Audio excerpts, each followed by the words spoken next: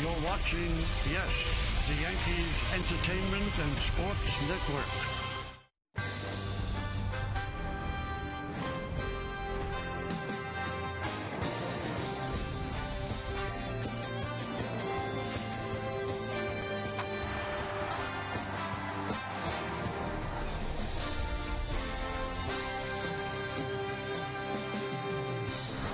Well, the Yankees continue their climb to their 28th World Championship with another interleague matchup here at the ballpark. As tonight, the Yes Network presents New York Yankees baseball. It's the New York Yankees against the Milwaukee Brewers in the first game of a three-game set from Yankee Stadium in the Bronx, New York.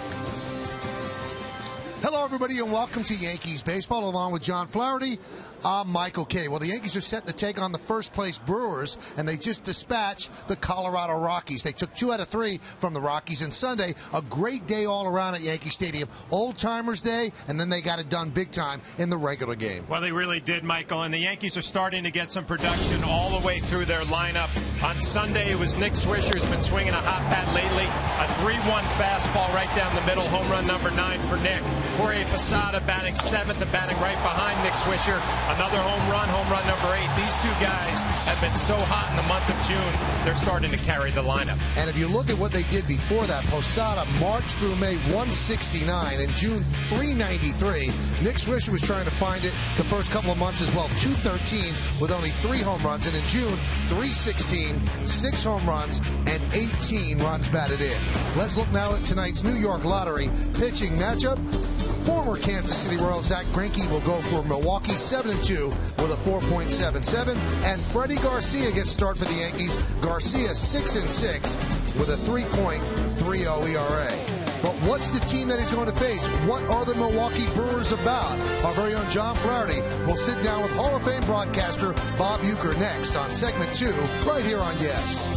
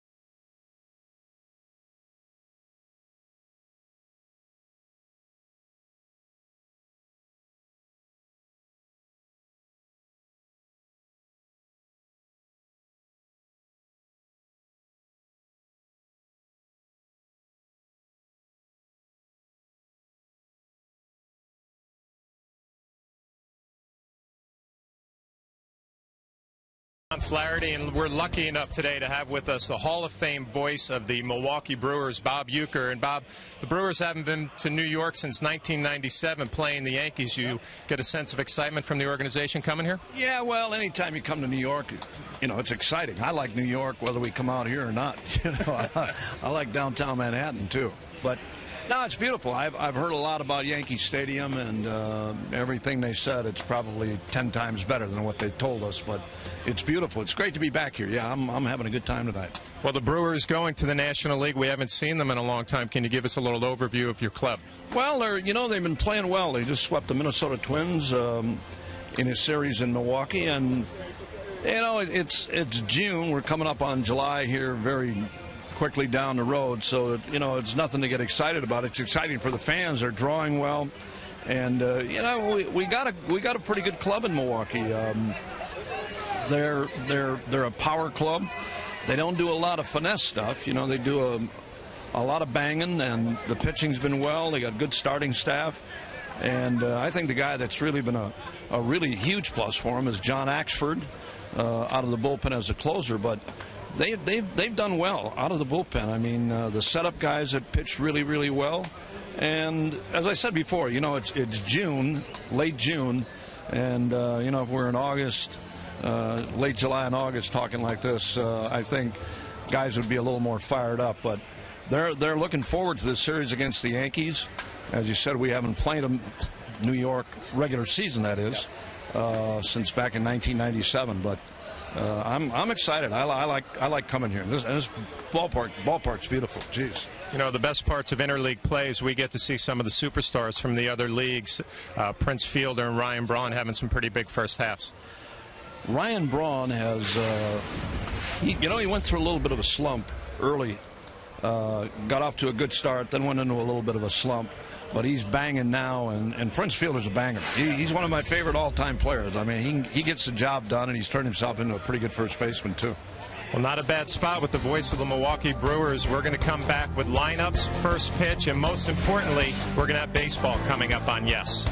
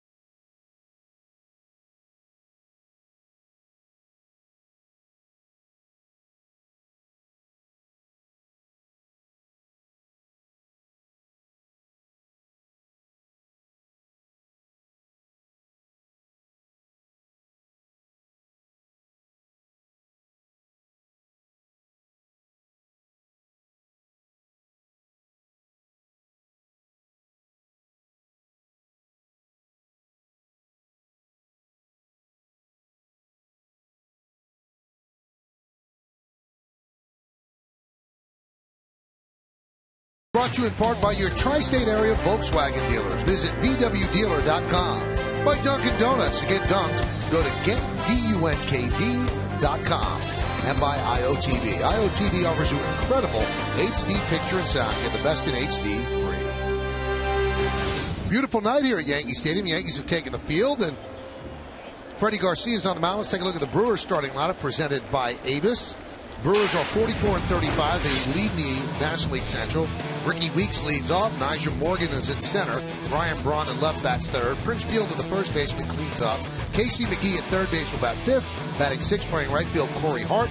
Matt Gamble, the DH, is going to bat seventh. Unieski Betancourt at short will bat eighth. Batting ninth and catching, Jonathan Lucroy. So Ricky Weeks is ready. Freddie Garcia is ready. Let's do it here at Yankee Stadium.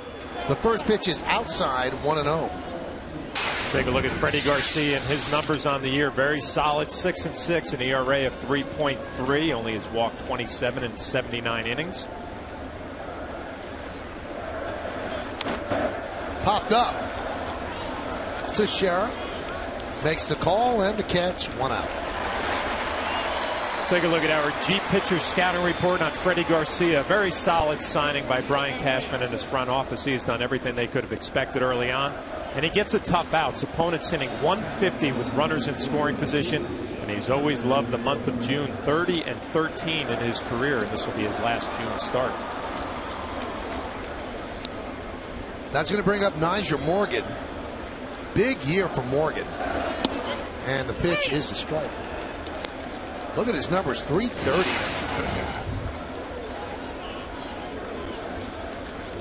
Scored 22 runs. There's a strike. Michael, we just had that spot segment too with Bob Uecker, the voice of the Milwaukee Brewers, and he mentioned in that spot the whole time, banging. These guys really swing the bat. They have some power. Now, I did a little scouting report, John. Talked to a couple of people with Milwaukee, and they said that Freddie Garcia is just the type of guy that they're going to struggle against. they sit dead red. They hit fastballs great. But if a guy has off-speed stuff that he gets over the plate, they're lost. So this could be a good matchup for Garcia.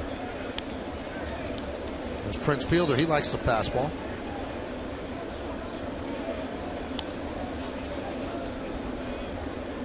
And obviously location is always a key for Freddie Garcia. His stuff is just not electric enough anymore to miss his spot. The 2-2. Hot shot up the middle, a base hit for Morgan. Why don't we check out the Yankees defense, brought to you by your Mercedes-Benz Tri-State dealer. In the outfield, Gardner, Granderson, and Swisher. That's left to right. Infield, A-Rod, Nunez, Cano, and Teixeira third to first. Russell Martin is behind the plate, and the veteran right-hander Freddie Garcia is on the mound. Michael, when you listen to Freddie Garcia and he talks about his games, he always says, I pitched around this guy or I stayed away from this. This is a tough lineup with Braun hitting third, Fielder hitting fourth. I wonder with Freddie which one he's going to stay away from. Now, this is what interleague play is all about, where Yankee fans can come to the stadium and see a player like Ryan Braun. I'm sure they've seen him on TV, but you can watch him live. This is one of the best players in baseball. The numbers are great. The Brewers love him. He is signed through the year 2020 at an average of $15 million a year. And they signed him to an extension when he still had 4 years left on his present deal. And he is the face of the franchise. And they signed him. He wanted to stay. And they have a sinking feeling that they're going to end up losing Prince Fielder to free agency. So this is the guy that's going to stay. And he's one of two major league players with at least 15 home runs and 15 stolen bases this season. Matt Kemp of the Dodgers is the other. When I think of Ryan Braun, not seeing him playing in the National League, you think of power, and obviously 16 home runs to this point. But he's stolen 17 bases, has only been thrown out 4 times. Good all-around player.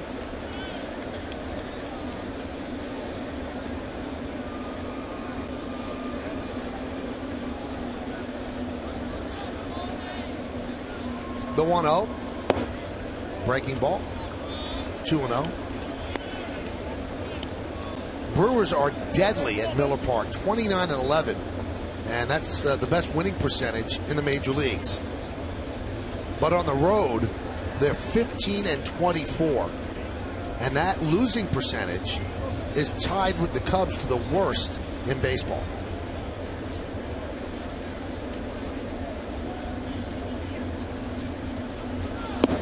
Breaking ball's a strike. And whenever that happens, John, whenever there's a decided difference between home play and road play, people start thinking you're stealing signs in your home ballpark. That's going to be a common thought. And you know what? Was it Miller Park in Milwaukee? Mm-hmm. A great place to hit, and obviously a club that has a lot of power, and the ball flies out of that ballpark. You would think Yankee Stadium would be awfully comfortable for this lineup.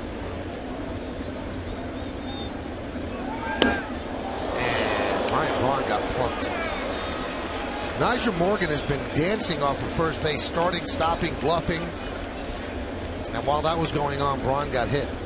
So runners on first and second with 1 out. And that'll bring up Prince Fielder. Ron Renicky, the new manager, looking on. You see Freddie Garcia tries to locate a fastball inside after 3 consecutive off-speed pitches. Gets away from him. Hits Braun right in the back. Well, the Brewers are not known as a team that runs a lot, and you see Morgan creating a little havoc over there, faking a steal. Here's Prince Fielder. He's going to be a free agent at the end of the year. There's going to be 2 great first basemen that will be free agents, Albert Pujols and Prince Fielder. Putting together an outstanding season. 21 homers and 68 runs batted in. We are not even at the All-Star break, and that's where he ranks in the National League. 11th in average, 2nd in home runs, 1st in ribbies, 2nd in on-base percentage, and 2nd in slugging. You think of Prince Fielder, obviously the power, but he's only struck out 44 times and 275 at bats. High fly ball left field. Gardner puts it away. Morgan tags just to draw the throw. 2 outs. IOTV offers incredible HD picture and sound. Get the best in HD free. IOTV This is the official HD service provider of Yankees baseball on Yes. And that's going to bring up Casey McGee. 227, 4 homers and 33 runs batted in. A little bit of a slide of late. 4 for his last 23.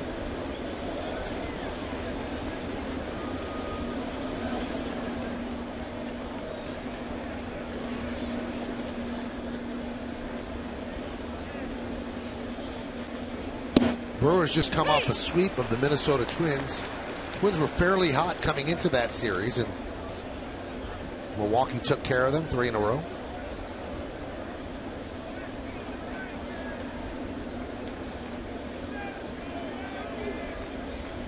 A couple of cheeseheads, or one at least, has made his way to New York. Bad weather for Cheese outside. Runners go. Pitches off the glove of Martin. Nyjer Morgan makes a turn, but he'll stop right there. So a double steal. I mentioned the Brewers, a club that is really known for their power. 91 home runs, and that's first in the National League. Stolen 53, now to be 54 stolen bases, 7th in the league. Ron Renneke, a little bit more aggressive style.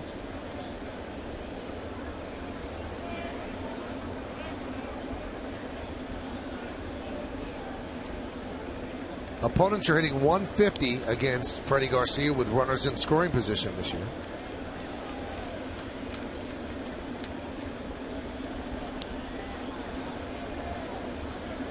One. 1-2. Well, it's that good split finger fastball that we've seen from Freddie Garcia all year long. When he gets in some trouble, needs a strikeout or a big out, this is the pitch that he is going to go to. Almost has a little knuckleball effect, and that one actually stayed up in the zone a little bit. See if he can bounce one here. A lot of pressure on Russell Martin behind the plate. Make sure you block the baseball.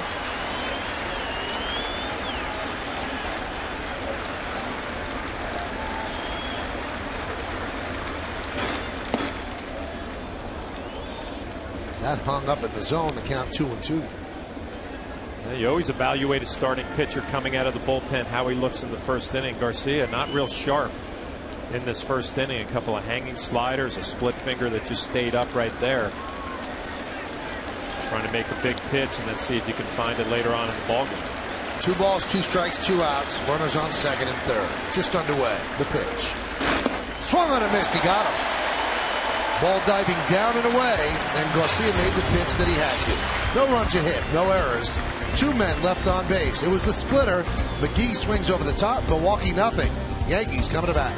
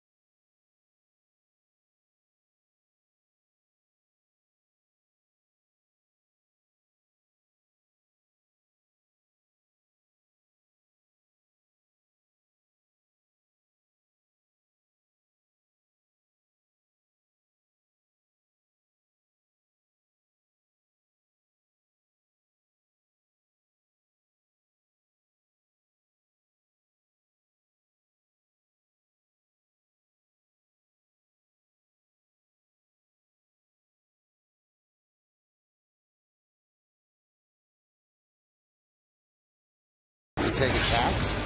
Lineup presented by Bank of America.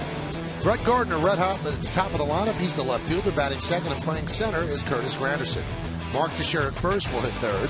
Cleaning up the third baseman, Alex Rodriguez. Robinson Cano, the second baseman, will bat fifth. Batting sixth, playing right field, Nick Swisher. Jorge Posada, the DH, is going to hit seventh. Batting eighth and catching, Russell Martin. And Eduardo Nunez, the shortstop, will bat ninth. That lineup for the New York Yankees can have their hands full tonight with Zach Greinke. Take a look at his numbers. 7 wins, but the ERA a little bit elevated for him. 4.77.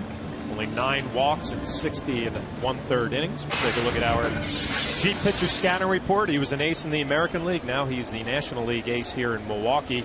Got off to a slow start with that fractured left rib and in a pickup basketball game. He got hurt.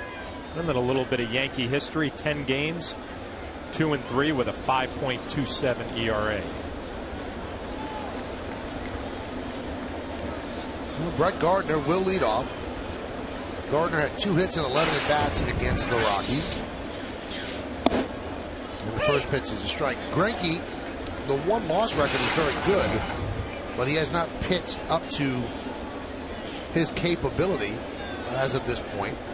With his stuff, he doesn't have a 4.77 ERA. And Gardner gets plucked, and he will take first.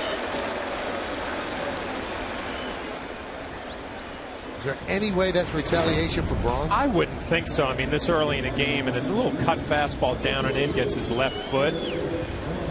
I wouldn't think so, Mike. I would agree with you. The Brewers defense brought to you by your Mercedes-Benz Tri-State dealer. Braun, Morgan, and Hart left to right in the outfield. McGee, Betancourt, Weeks, and Fielder third to first. Lucroy is behind the plate, and Zach Greinke is on the mound. Here's Curtis Granderson. And there's a strike. Home plate umpires Fielden Cobra.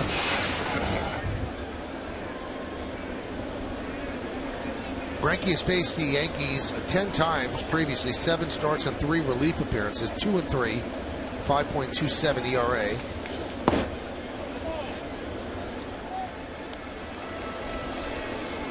Told you about Cobra, the home plate up.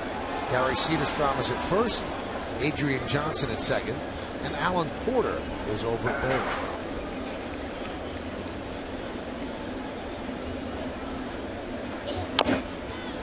If you're Kevin Long, the hitting instructor of the New York Yankees, and you talk to your hitters about Zach Greinke, I mean, he's got all 4: fastball, slider, curveball, and a changeup. Fastball pretty straight, good with location. We saw he does not walk a lot. That's what he did against Tampa Bay in his previous start. 10 strikeouts. Yeah, the 10 strikeouts. He's been striking out a lot lately. I got to believe he's still working himself into shape after that left rib injury. Runner goes, and that one is sky deep to center field. Morgan slips and doesn't make the play, and the ball trickles behind him. Gardner will round third. He will score, and Granderson heads at third. It's 1-0 Yankees.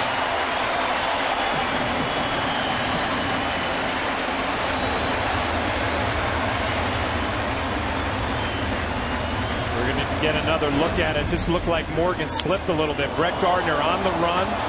Freezes around second base, and Morgan, who got turned around, just lost his footing out there, slips on the grass, ball out of his reach. It's actually going to be an RBI triple for Curtis Granderson.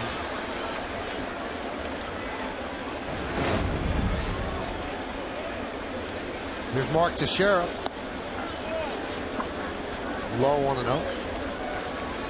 Granderson picks up his 56th run batted in.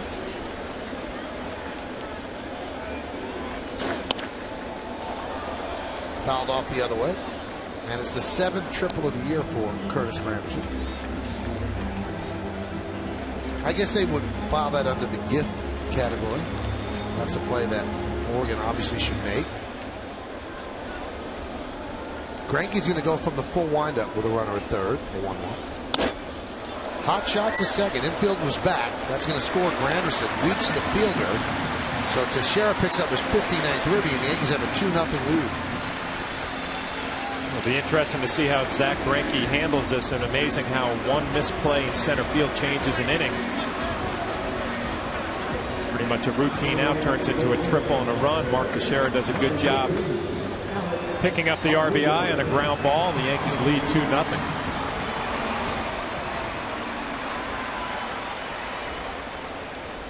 Here's Alex Rodriguez. He has a ribby in 6 straight games. Pitch outside. His numbers are strong. 300, 13 homers. He wants better than that. 51 ribbies. Good on-base percentage. Foul back. Seems like every swing Alex is taking lately is just right on time. I mean, he had a hanging slider there. And those home runs, Michael, at 13 on the year, you know that he's going to get going and get on one of those streaks. Zach Greinke just got away with a mistake right there.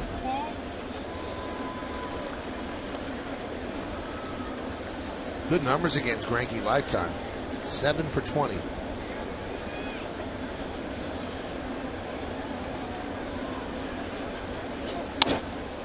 Ground ball softly and through for a base hit. A strange shift against Alex. The second baseman, Weeks, was playing on the shortstop side of second, and Alex is a guy who takes the ball the other way a lot. That was very odd. Very strange. You can see Greinke a little frustrated. Weeks behind second base, shortstop side. Alex Rodriguez, who's hot lately, a routine ground ball where second baseman should have been, turns into a base hit, and Zach Greinke, not a very fortunate pitcher here in the bottom of the first. How do you explain that shift?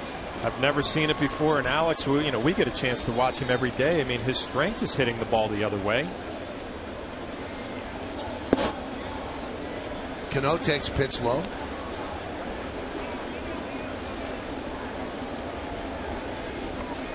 Let's see if the Yankees can take advantage here against Greinke, who's clearly frustrated with the way this inning has gone.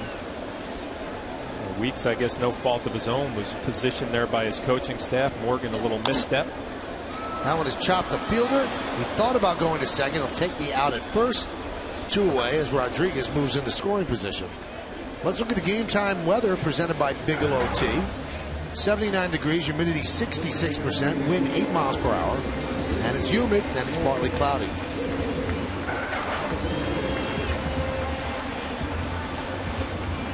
That's going to bring up Nick Swisher, and he's been swinging the bat very, very well of late. We told you the numbers in the open and how he has improved upon a dreadful first couple of months and pushed the average up to 245. It looks like if Swisher and Posada was stocks, you'd buy him.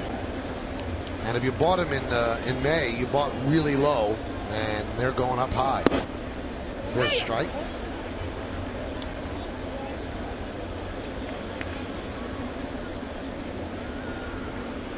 There's Jorge, who's been swinging a hot bat. Swisher in June, 316. 6 homers and 18 ribbies with a 433 on-base percentage. Well, this is what the Yankees were looking for. See the numbers the month of June. I mean, to get some production from 6 and 7. Swisher and Posada, who have been red hot. Russell Martin has slowed down a little bit.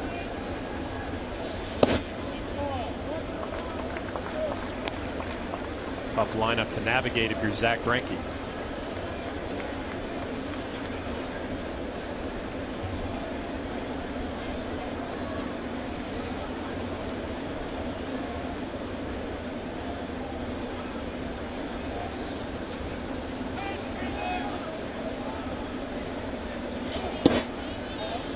Count 2-1.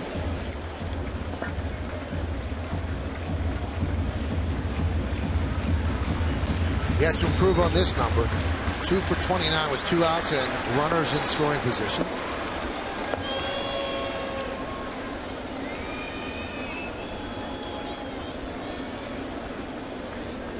A tough at bat right here for Nick too. I mean, first base is open. Zach Greinke, not a guy who usually pitches around somebody. Jorge Posada has been red hot waiting on deck. You'd expect Nick to get a pretty good pitch to hit at some point during this at bat, ahead in the count 2-1.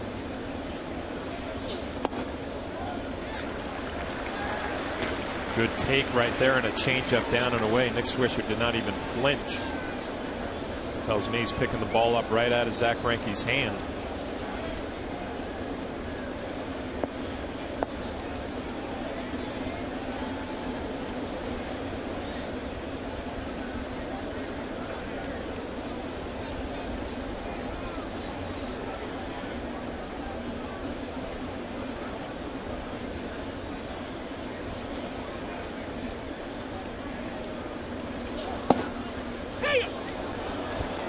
There's a strike.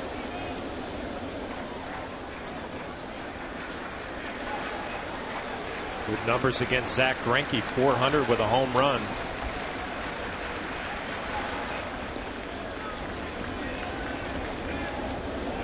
So he has good numbers against Greinke, and the guy on deck, Posada, does not. 2 for 11.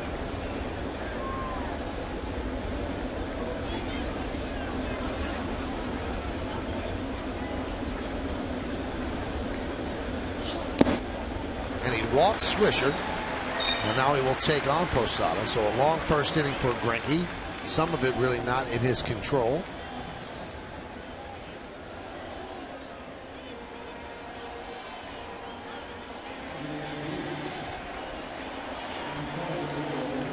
In the month of June, Posada has been red hot. 22 for 56. That's .393. Much to the delight of the hitting coach, Kevin Long.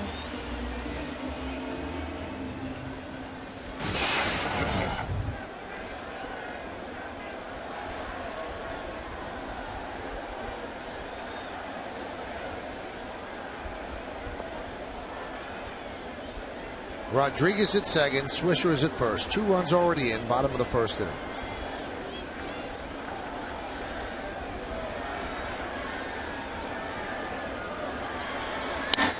Shattered bat, and grabbed there by McGee.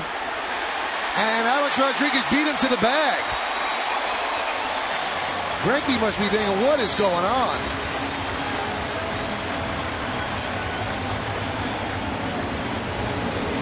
McGee seems like he's a little shaken up. Makes a nice play going to his right. He lays out and then he tries to catch Alex Rodriguez. Not able to do it. I wonder with Jorge Posada running if he just plants on his back foot, makes a strong throw across the diamond. Shattered bat. What if he hurt his shoulder diving here? Look right there.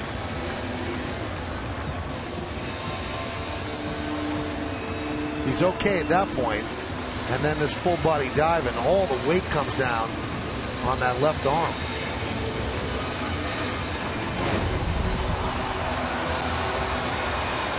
And they're going to just score that a fielder's choice as the bases are loaded.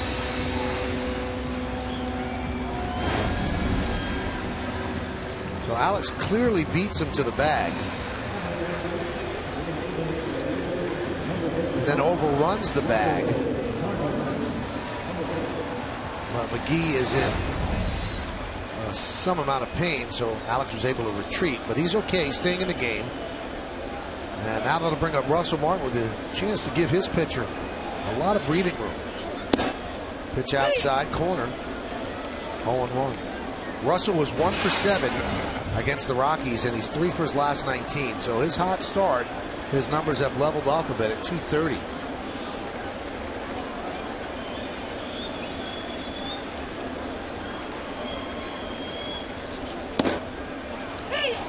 .95 miles an hour, right on the outside corner. Nasty pitch. Yeah, you can't do anything with that pitch. And Fielding Colbert, the home plate umpire, if he gives Zach Greinke that call all night long, it's going to be a tough night. 95 located perfectly down and away.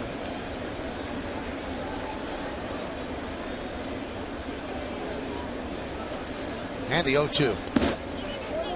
Blocked by Lucroy. If you're a hitter, if you're Russell Martin and you see a fastball that's down and looks like it's off the plate, you can't do anything with that. Hope Greinke makes a mistake. If nothing else, Michael, 25 pitches in the first inning. Yankees already on the board. Love to get a big hit here from Russell Martin.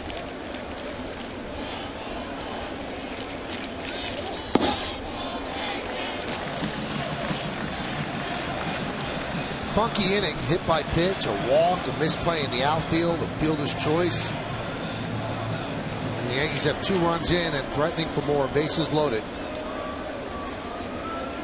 Freddie Garcia wants more. You get greedy as a pitcher. And the 2-2. Driven out to right field. Hart back, he's there, and he'll make the play. But the Yankees get 2 runs on 2 hits.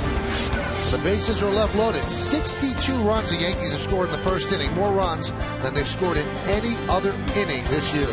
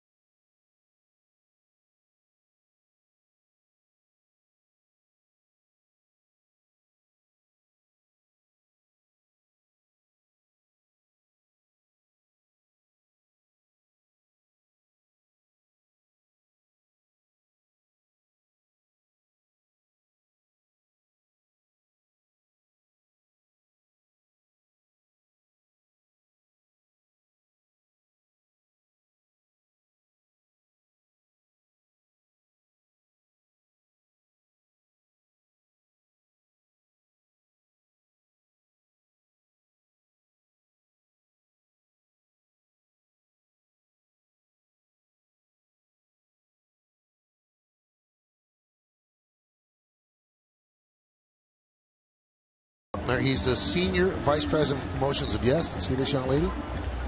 Her name is Amy, and John and Amy just got engaged. They did. Yeah, and it shows you how it's working out. They're already 2 seats apart. But congratulations to John and Amy. John's great at what he does, and we're happy for them. Taking in a ball game to celebrate. Now, they didn't get engaged at Yankee Stadium, did they? No. He wasn't one of those guys who brought his girlfriend down on the field. And No. Big video board. Nothing like that. Pitch to Corey Hart as a strike. Hey, let's find out about the Brewers. Scouting report brought to you by Dunkin' Donuts. Well, they have an explosive lineup: Fielder, Weeks, and Ryan Braun, and their pitching has been improved with the addition of Zach Greinke and Sean Markham. But like you mentioned earlier, Michael, they have been great at home, 29-11, but have had their troubles on the road. The second half of the year, they're going to have to improve on that to stay on top of the National League Central. High fly ball.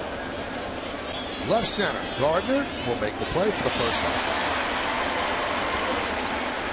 Sometimes we see as Freddie Garcia moves along, it takes him a couple of innings to get the feel on his pitches, and when he does, he gets better. If he can survive the first without allowing too much bleeding, he's all right. Well, veteran pitcher knows how to make some adjustments during the ball game, but you're right. If you would look at his first inning, he probably threw about 6 or 7 mistakes. A couple with the slider, a couple with the split. But you know what you're getting from him, the ability to make adjustments. Gamble, who was just called up, sends a fly ball to right center, and Granderson is there. Couple pitches, 2 outs.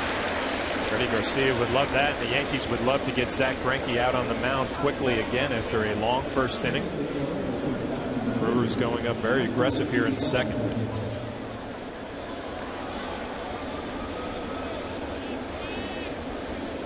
That's going to bring up Unieski Betancourt. You might remember him with Seattle. And the first pitch is a strike.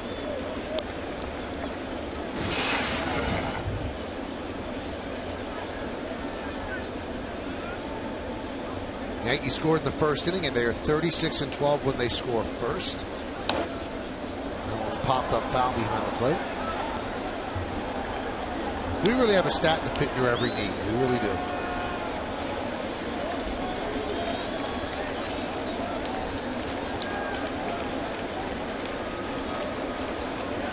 Fly on the wall. I'd love to know what they're talking about.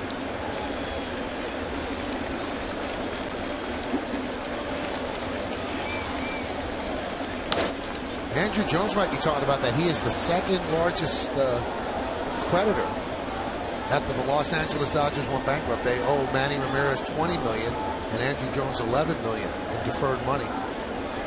And the great Vince Scully, $135,000 on his contract, or there? I guess he's one of the list of creditors. The 0-2. It's just hard to believe because the Dodgers probably are the most iconic franchise in the National League, right there with the St. Louis Cardinals. And to imagine them going through that, it's really hard to grasp. Well, you know, I thought immediately Don Mattingly, you know, he's got to manage that club now, and he's got to deal with some of these distractions. And how do you keep your ball club focused on the field?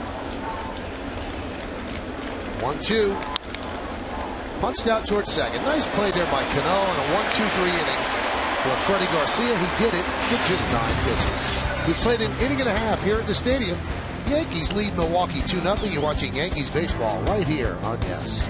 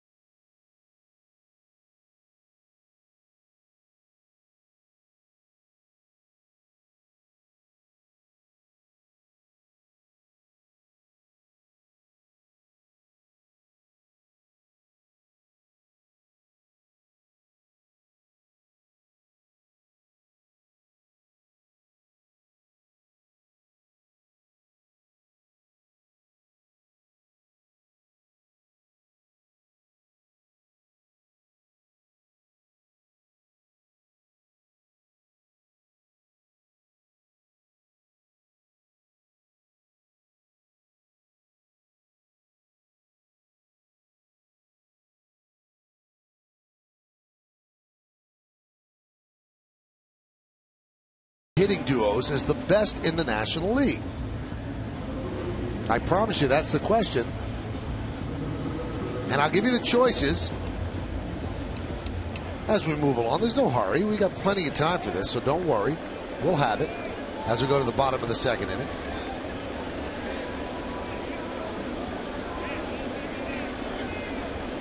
Eduardo Nunez will lead off.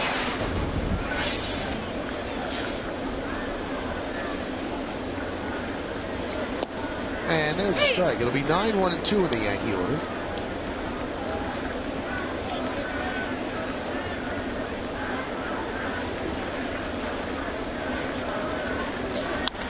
That's a hot shot up the middle. Base hit.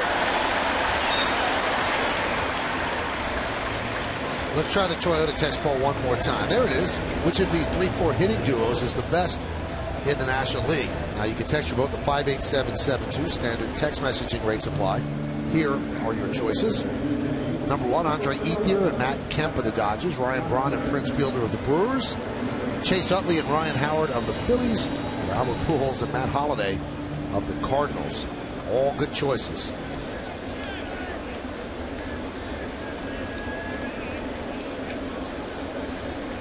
Here's Brett Gardner, and a beautiful bunt, but it kicks foul just at the last moment. So the count 0-1. Well, Brett Gardner saying that he was going to make that part of his game, and we'll see the 3-4 hitters in the National League this year. Ethier, he got off to a great start, huh? Matt Kemp is having an MVP type season.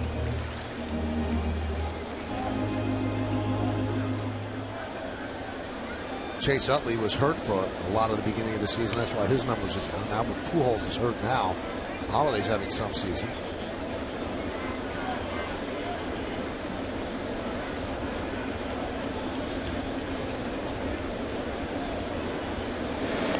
You know, Greinke was kind of put up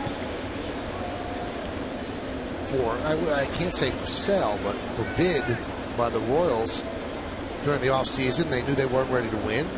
He was signed to a fairly reasonable contract, and they said, all right, who wants him? That one is off the glove of Lucroy. And Nunez makes a big turn at second. He'll stop right there. So a wild pitch. And there are a lot of teams that love his stuff. And you'll see this ball get away from Lucroy right in the dirt. But Greinke is uncomfortable with crowds. He's uncomfortable with a lot of media attention. Clinically uncomfortable. And he's gone through that with the Royals. And I know the Yankees looked into it. Didn't know how that would play in New York. But Milwaukee seems like it might be the right market size for him. And the people I've spoken to say he's a great teammate, but he doesn't really interact with the reporters that much. There's a strike. I mean, you grade out his stuff. I mean, he's a #1 guy on any staff throughout the league. But pitching here in New York, in one of the big markets, it's a different deal for some guys. And you know what, the Brewers very happy to have him. They know that his year is probably going to get better. That ERA elevated about 4.7.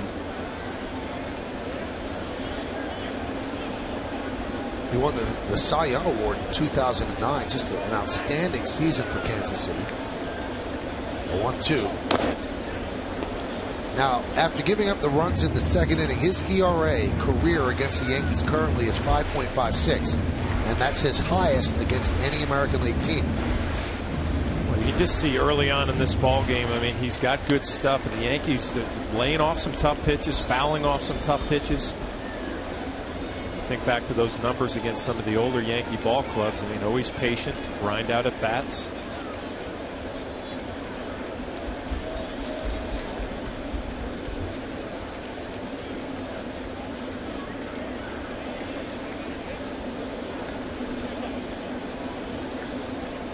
Greinke had a somewhat arduous first inning and then really didn't get a chance to recharge on the bench. It was a quick 1-2-3, and Garcia only threw 9 pitches, and here he is out on the mound again, laboring through another tough one. Yankees are not going to help him out. They're not going to expand the strike zone.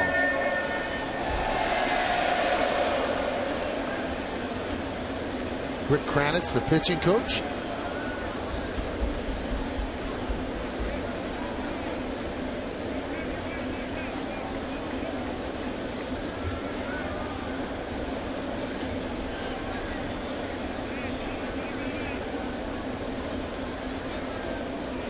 2-2. Count 3-2. Gardner reached when he was hit by a pitch in the first inning, came around to score the Yankees' first run. Here's a trade that brought Greinke to Milwaukee. It was Greinke and Betancourt for those 4 players. Jake Odorizzi, Lorenzo Cain, who's a real good prospect, Alcides Escobar, and Jeremy Jeffress, a pretty good pitcher. And they had to get a big haul for him because he signed for a couple of years. He's not a rental player. And his top flight pitcher, the 3-2, was hammered foul.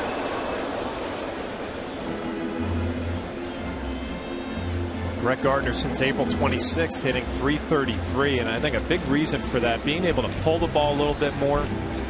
Remember back early on, he was off the plate a little bit, trying to force the ball the other way. Now he's really reacting with his hands inside. Kevin Long doing some work with Brett Gardner has paid off. I think everything, the running game's gotten better. Ability to bunt for a base hit has gotten better.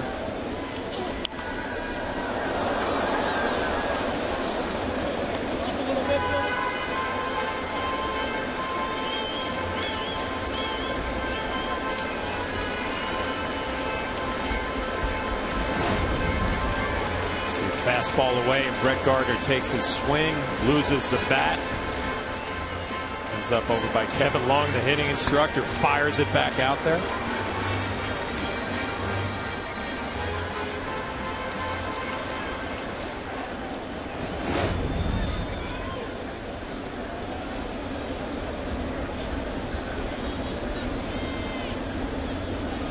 Yankees having some fun as they've won 12 of their last 16 games. That makes people happy. The 3-2 is outside, so Gardner looks a walk. And Greinke in trouble again.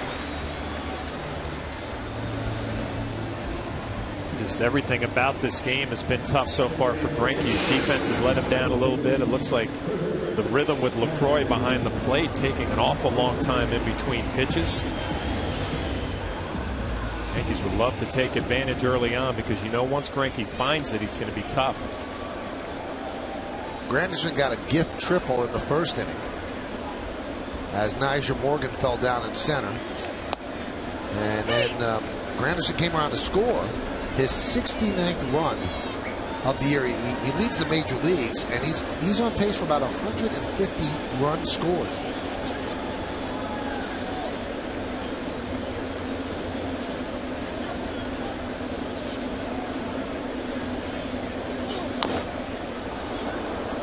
Count quickly 0-2, and Curtis will try to walk that one off.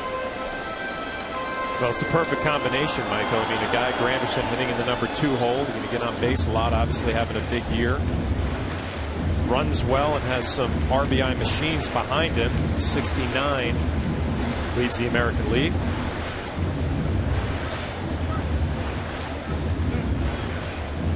Gino's going to take a look, see if Granderson's okay, but he's waved off. Well, it's a good hard slider inside. Fouled off that right calf. That's the last thing you want if you're Curtis Granderson. You've had such a good first half. You want to stay healthy and ride it out all the way through the year.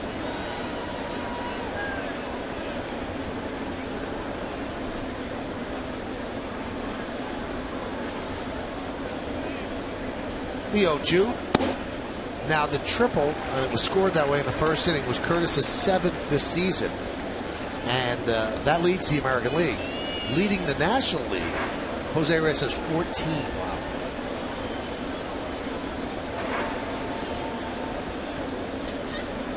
And the Mets start a 3-game set at Comerica, a ballpark that yields triples.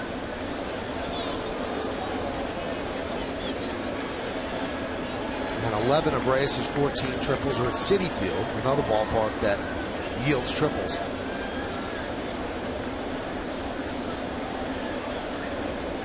21 of Granderson's 69 runs scored or via the home run. That one is lofted to right field. Hard on the run, dives, and makes the play. The runners retreat.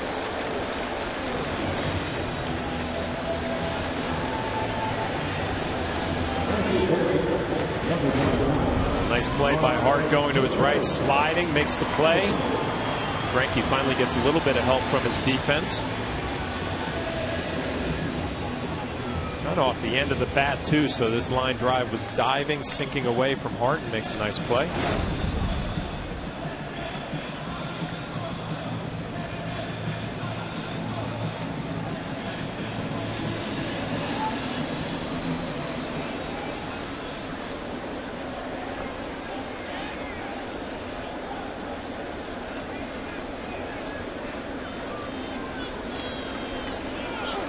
Runners go, throw to third, in there, double steal.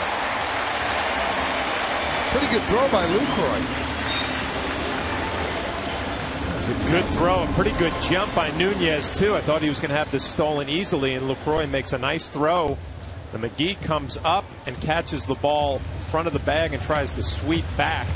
Third base umpire Alan Porter makes the call. I guess that left hand got in. What, did it? Did he even get to the bag because the knee was there? It'd be tough for Porter to see that too with the angle that he had. McGee was blocking him out. Let's see if he got to the bag. Yeah, the knee didn't block him. He had the knee on the bag rather than in front of him. 9th stolen base for Nunez. Grounded to Weeks. Nunez scores, moving to third is Gardner. Teixeira picks up his 2nd ground ball ribby, and the Yankees lead 3-0. That's what good RBI men do. They put the ball in play, pick up another RBI. If you're Mark Teixeira, obviously you'd love to get your base hits, but you pick up the RBIs. That's what he's paid for.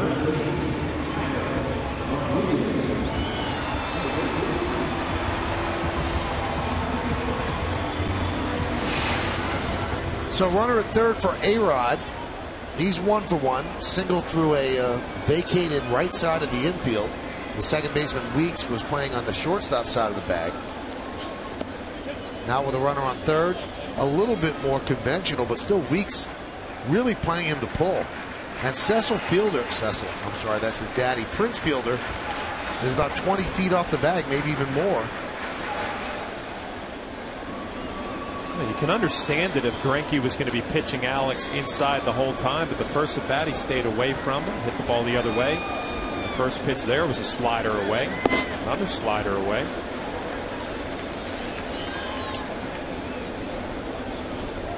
Seven for his last 7 with runners in scoring position. 348 overall. Let's see if he continues that streak. Again, Greinke from the windup. Runner at third, 2 outs. Count 3-0. Got to believe Alex Rodriguez, as hot as he has been, 519 over his last 7 games, will have the green light if he wants it here from Joe Girardi.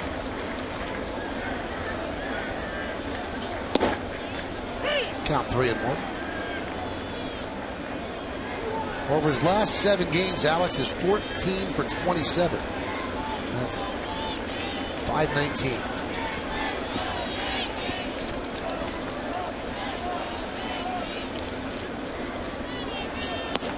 And he walks.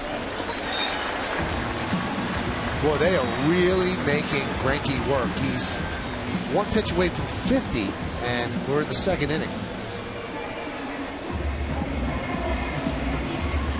Greinke had only walked 9 batters in 60 innings coming into this game. Has already walked a couple. 3. And hit a batter.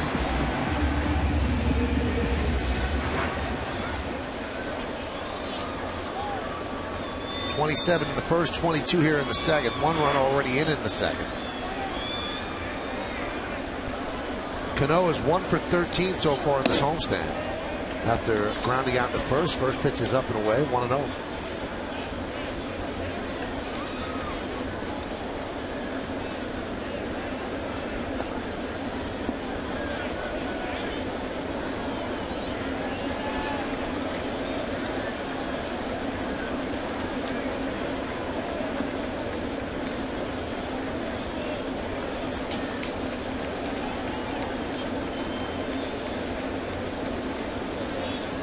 The 1-0. Hot shot up the middle, base hit for Cano. Gardner scores. A-Rod goes to second. It's an RBI single for the Yankees second baseman. It's 4-0 Bombers. These are the deflating hits if you're Zach Greinke with 2 outs. You're 1 out away from getting out of trouble. And he clearly stayed away from Alex Rodriguez and decided to challenge Robinson Cano. Robinson makes him pay. Looked like a sinker up in the zone. Another nice piece of hitting going right back up the middle. 2-out RBI base hits, the killers for pitchers.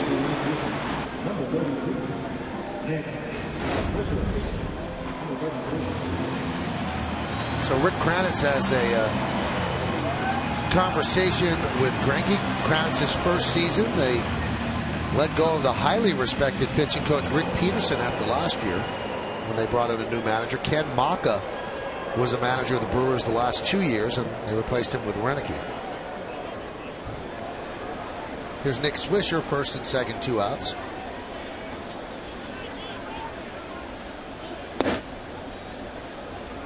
Count 1-0.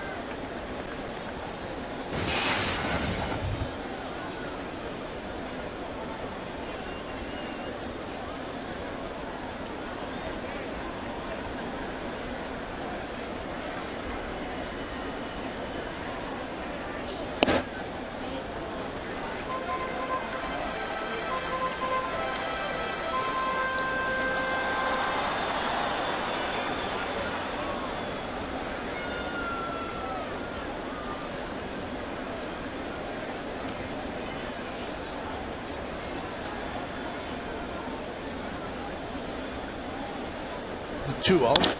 That one's drilled deep to right field. Giving Chase Morgan on the run.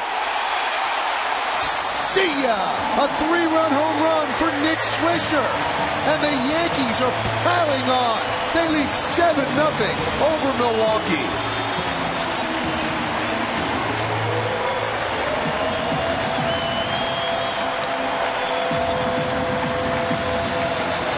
Nick Swisher's first at bat off a Greinke walk, and you could tell he was picking up the baseball right out of his hand because he wasn't flinching when pitches were missing.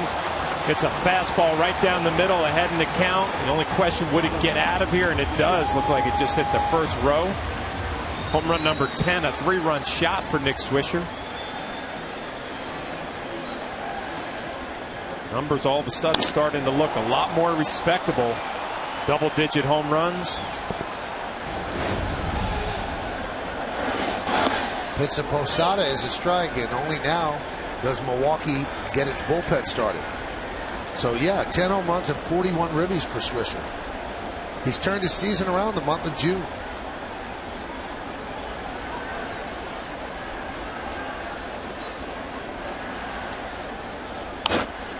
Grounded to first, fielder is there, and that will do it. But the Yankees score 5 runs on 3 hits, 2 walks, 2 stolen bases, and nobody left on base. A lot to smile about. It's all Yankees, 7-0.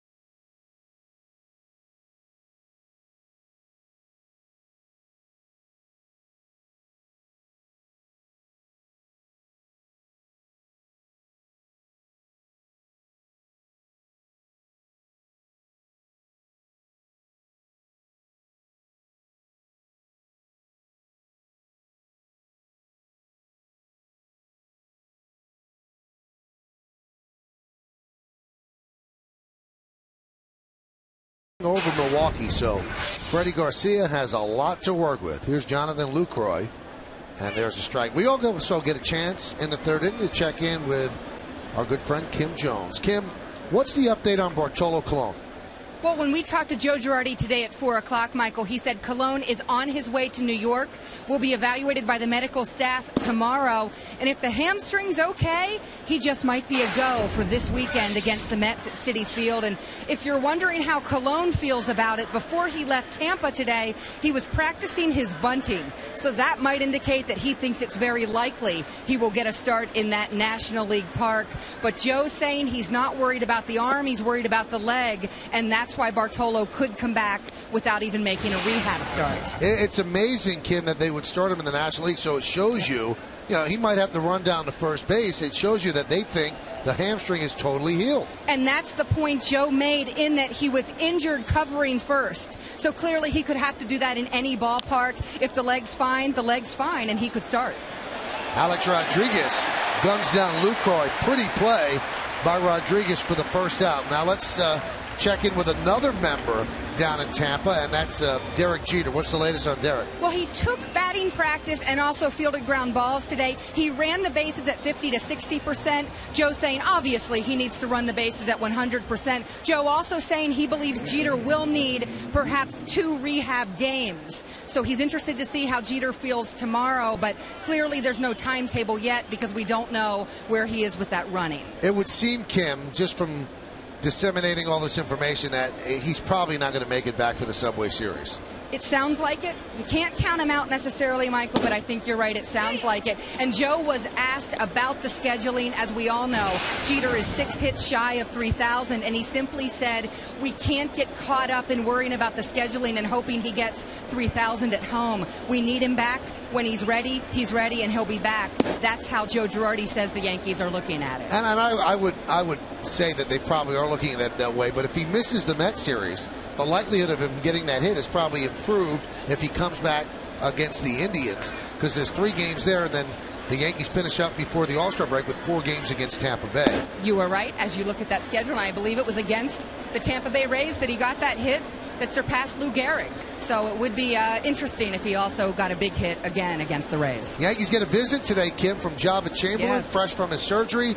What do we hear from Jabba? Well, I asked Jabba about the Tommy John surgery, which he underwent on June 16th, Michael, and he said that he was surprised he did not have more pain. He said, and when I do have pain, or when I did have pain, it was in my right wrist. Why? Because that is where Dr. James Andrews removed the ligament that he then put in Jabba's elbow. Jabba said that after his surgery, his sister Tasha was waiting for him in the waiting room, and Dr. Andrews literally went out and did a dance in front of Tasha. Jabba saying, I'm taking that as very good news in terms of how the surgery went. He also visited today with Dr. Christopher Ahmad, who removed his stitches. Jabba has pictures on Twitter if you need to see that. He also said that Dr. Ahmad told him he's ahead of schedule. Well, what does that mean? Because obviously he's going to miss this season.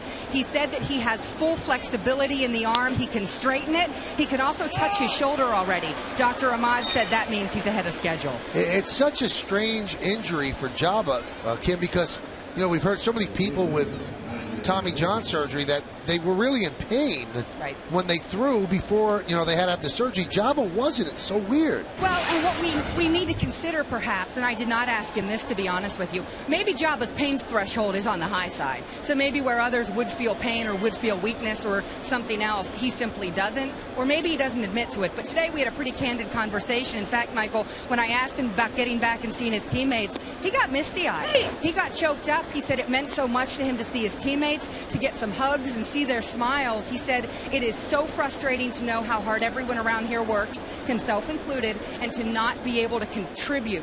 And then he said, maybe they were all full of it, but they told me they missed me, and that meant a lot. Now, he had said when he went to get the surgery that he was not going to be around the Yankees. He was going to rehab away from them. Is that still his plan? It is indeed. He was here today to see Dr. Ahmad and have those stitches removed. But within the next month, say at the end of July, I would say, according to the conversation I had with Chamberlain, he will see Dr. Andrews again in Pensacola. And at that point, his rehabilitation program will really begin. At this point, he's still resting and just doing some flexibility drills just to make sure he's moving that arm.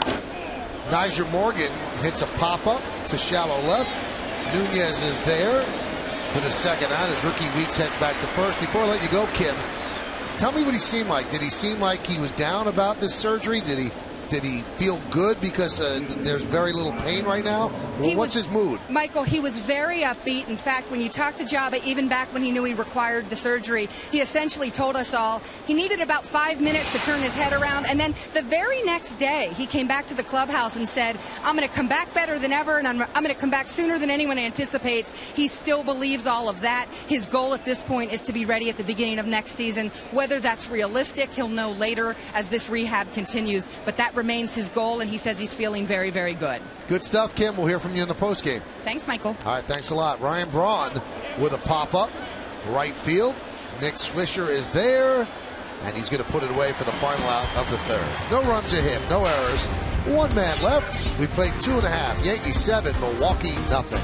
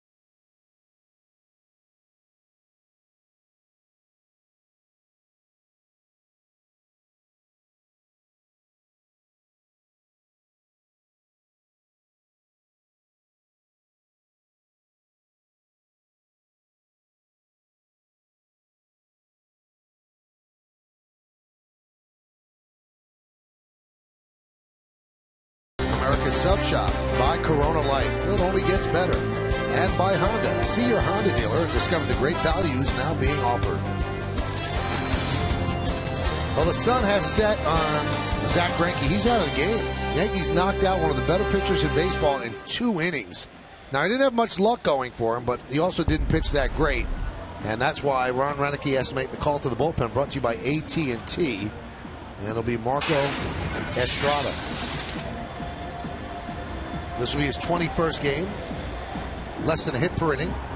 40 strikeouts, 17 walks. Numbers not that bad. A little bit of a Zoftig ERA at 4.72. And on the Lincoln scoreboard, it's 7-5-0 Yankees, 0-2-0 for Milwaukee.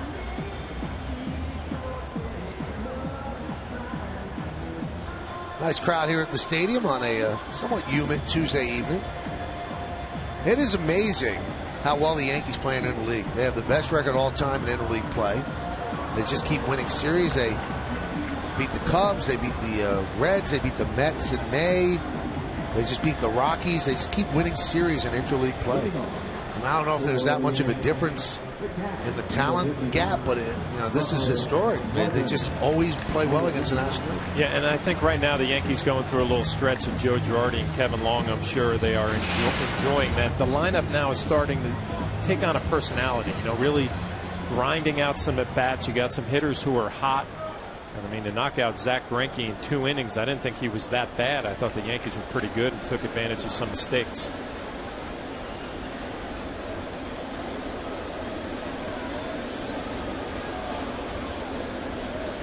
Russell Martin will lead off and pitches high.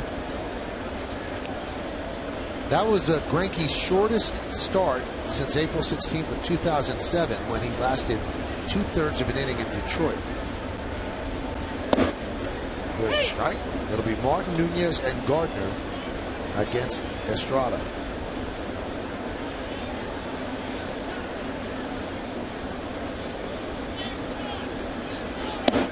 Surprised at the pitching change, Michael. I mean, you know, we've seen starters have rough outings before. Obviously 7 runs in 2 innings. I thought Ron Renicky might let him go out there and try to eat up a few innings, save the bullpen a little bit. Instead he goes to Estrada.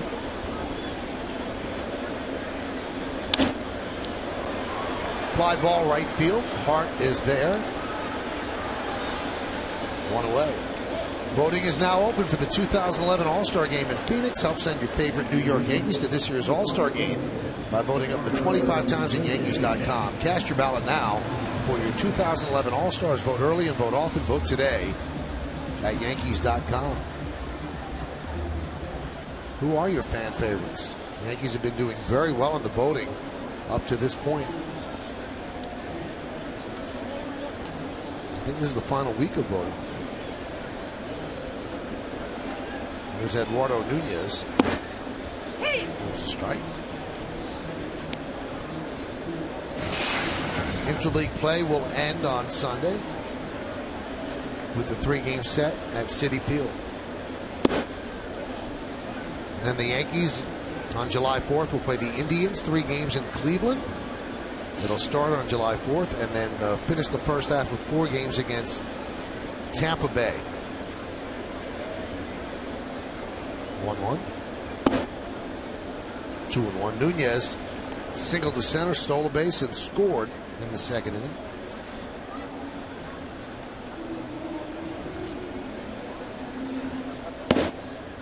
Count 3-1.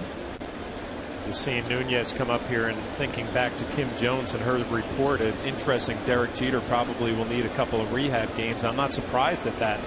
I'm sure that he's not going to be real happy about that.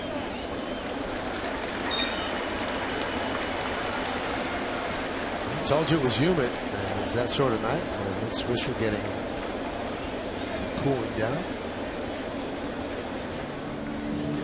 Yeah, I guess the Yankees knew exactly what they were doing, John, because Derek didn't want to go on the DL. He felt that it wouldn't be that long, and here we are. Tomorrow's the day he could come off, and he's still not ready to go. And it's a very difficult injury to rehab from. And Jimmy Rollins was on ESPN Sports Center today, and he said, "You're going to feel it all year." He said, "You got to make sure it's better." He said, "There's nothing that you do that doesn't involve the calf." Nunez going, and another stolen base for Nunez. Yankees up 7-0 and still aggressive, and you see a great jump from Nunez. And LaCroix again actually makes it a close play, gets rid of the ball in pretty good shape. Good quick release, throw just on the shortstop side. Boy, Nunez barely kept contact with the bag. Like a pinky.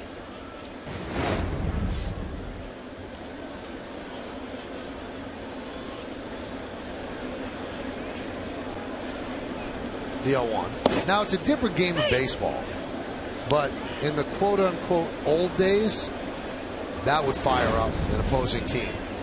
Stealing 7-0 in the 3rd inning. See, he gets that left hand in there. And you're right, Michael. I mean, it kind of surprises me a little bit, but Ron Renicky has a very powerful lineup. A lot of home runs. Joe Girardi and the Yankees playing aggressive. Swing and a miss as Gardner down on strikes. I always remember a game against the Tigers when the Yankees were starting to turn the corner and get better, and Buck Showalter was the manager. And the Yankees were up 5-0, and they stole a base in the, I think it was the 5th inning. Sparky went ballistic, just nuts, and really fired his team up. And they ended up coming back and won. They won like 7-5 or 7-6. And he was saying how wrong it was to steal a base up 5-0. You know, you shouldn't rub. And Showalter said they came back and won. But I mean, the rules of the games have certainly changed. You wonder though if it's going to go back to the old days, John, because there's not as much offense as there was in the past decade. Yeah, the home runs are down, but you know, a lot of baseball still to be played in this game, obviously.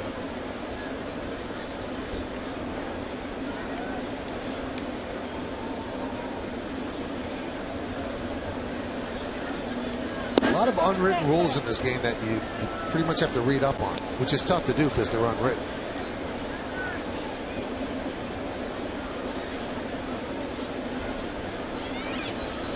A different setup for Estrada there. Really opens up with his front side as he gets a sign. But, you know, Michael, thinking back, you know, I was lucky enough to play for Sparky Anderson, and he was huge on the scoreboard dictates how you play the game. So obviously for him, a 5-0 lead in the middle of the game in the 5th inning dictates that you should not be running on the opponent. He had all these philosophies on what you should do and shouldn't do during the course of a game.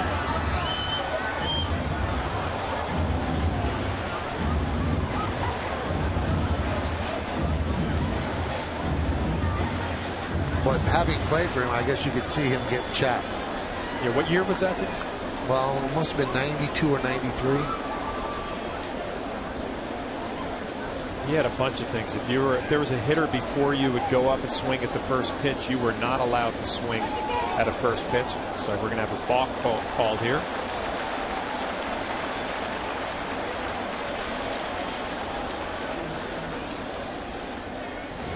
Ron Renicky can't be real happy with his ball club early on, and you can see Estrada thinks he has. Well, he just dropped the ball. It's one of those nights for Milwaukee. Yeah. This copyrighted telecast presented by authority of the New York Yankees that may not be reproduced or retransmitted in any form. And the accounts and descriptions of this game may not be disseminated without the express written consent of the New York Yankees.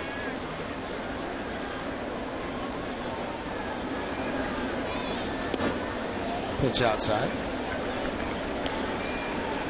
What would he do if you swung at the first pitch?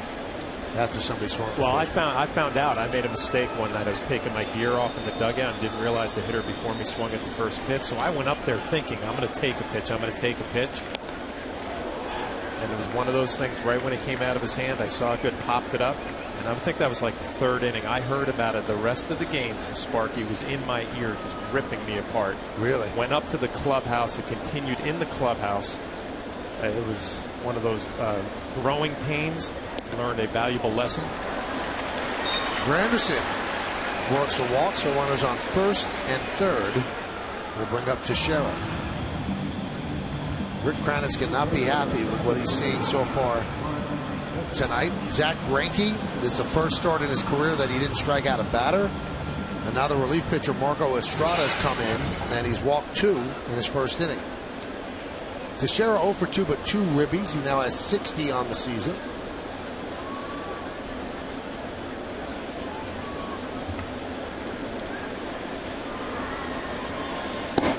Mark a .320 hitter this year with runners on base. Overall, he's at .246.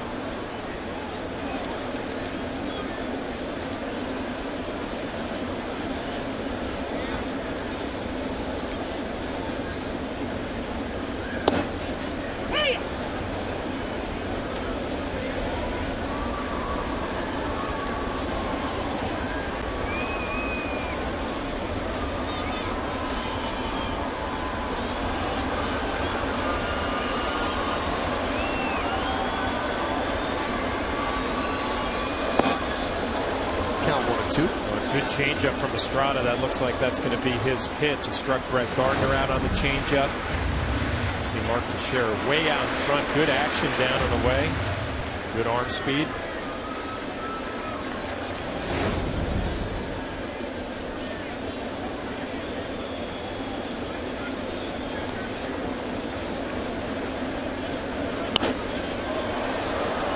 Stays alive, just punches it foul.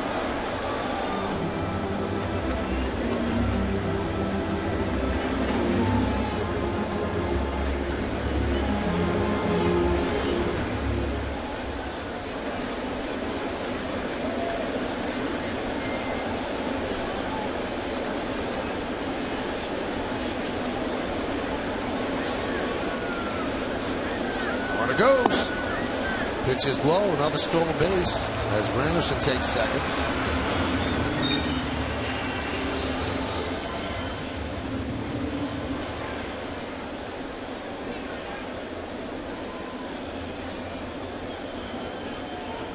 Well, the Brewers need a wake-up call. They're getting it. Let's see if they respond. The 2-2. Still 2-2.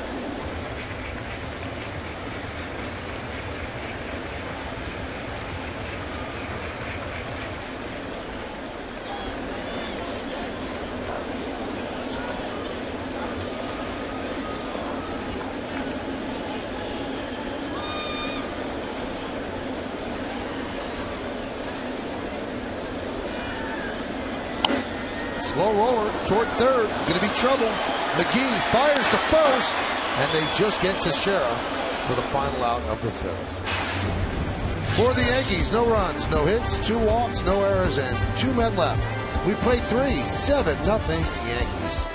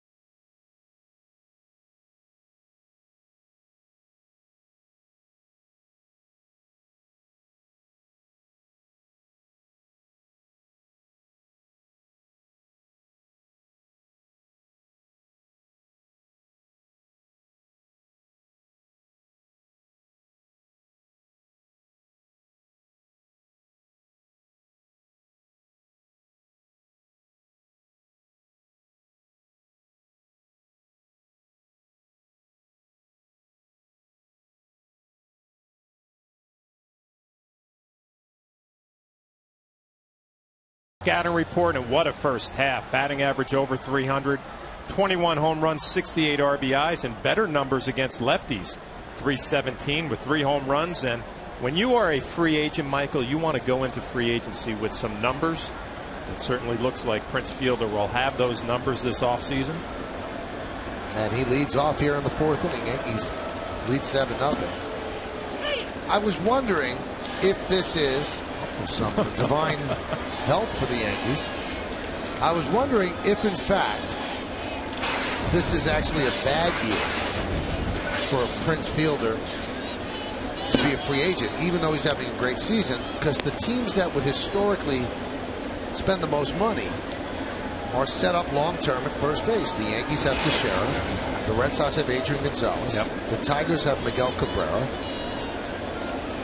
So you wonder where his landing spot's going to be. There's a line drive just over the head of Cano for a leadoff single. And it could be one of those teams that you don't expect. Could be the Orioles, who are willing to spend money, and they only signed Derek Lee to a 1-year deal. The Nationals showered a lot of money on Jason Worth. They might go that route. The Dodgers are bankrupt. That might be a team where he'd fit.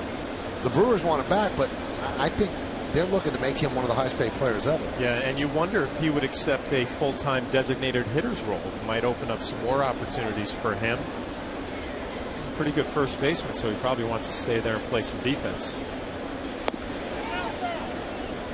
Now you might say, well, the Brewers in their market, they couldn't really afford him. Well, not necessarily, because people forget that when CC Sabathia became a free agent, they made a legitimate big-time offer to him. They offered him 5 years, $100 million. That's a lot of money. And he took the 7-year deal with the Yankees. So they're going to be in play, but I believe that they thought they didn't have a chance, though, when they signed Ryan Braun, because that's why they wanted to make sure they kept one of them. It's pretty neat to see what Prince Fielder has turned out to be, Michael. I remember him when he was probably a 10 or 11-year-old kid. Played with his dad Cecil in Detroit, and he would come in the clubhouse, take batting practice out on the field. And had incredible power for a young kid back then, and it's translated to the big league level. Now, other teams that might be interested in him, John, the Angels, although the Angels have shown that they do not have. There's little Prince back in the Detroit days. Line drive to right field, a base hit for Casey McGee, and they're going to fire to second, and Fielder just got there. So Nick Swisher tried to catch Fielder just coasting in the second, but he made it in, so a single for McGee. Let's check out the New York State Smokers Quit Line quiz. Which pitcher won the first ever ALDS game at Yankee Stadium? Is it this Yankee Stadium? Or just Yankee Stadium? Just Yankee Stadium, okay. You would have to know this one. I mean, you're a Yankee historian. Ground ball to third. Let's see if they get two. There's one on the first. Nice scoop, but they do not get the double play as Hart beats it out. And Fielder moves to third. See, Alex Rodriguez gets the ground ball and the throw a little bit wide to Robinson Cano. Still gets off a strong throw across, and Mark Teixeira, a nice job picking it. He's not going to be able to get Hart. And one other team I was thinking about for Fielder, John, is the Cubs, although a lot of people think the Cubs are going to make a run at Pujols. But it'll be interesting to see if that money is out there. Here's Matt Gamble.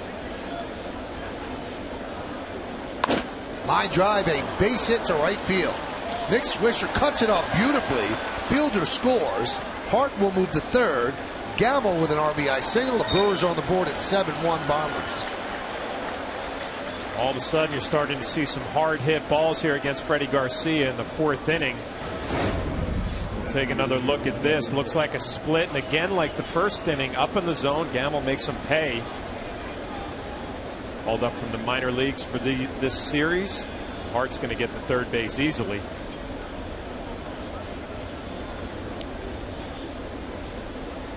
And calling up Gamble actually cost former Yankee Sergio Mitre his job. He's working out of the bullpen. They have designated him for assignment. That one has popped up right field. Tagging is Hart. Nick Swisher makes the catch. Here's the throw. Not in time. Moving to second. And out is Gamble. So the Yankees executed well, but they do score the Brewers a second run. The run does cross the plate, and the Yankees now lead 7-2. Fly ball by Betancourt. Nick Swisher unleashes a high throw right over the cutoff man. And then Russell Martin throws the second to get the final out.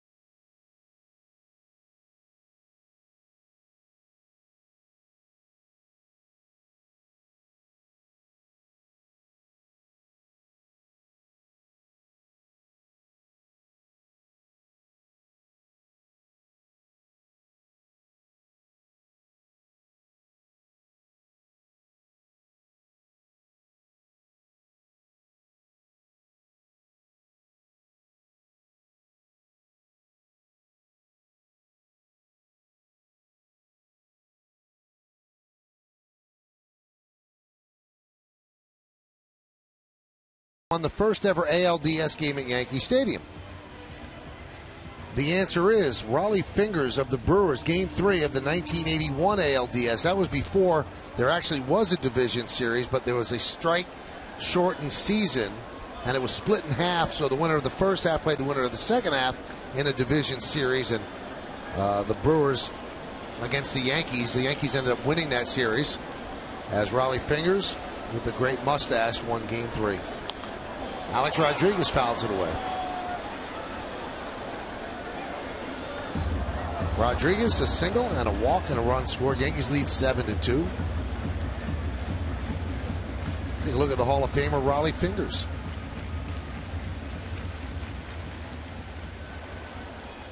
Nasty stuff.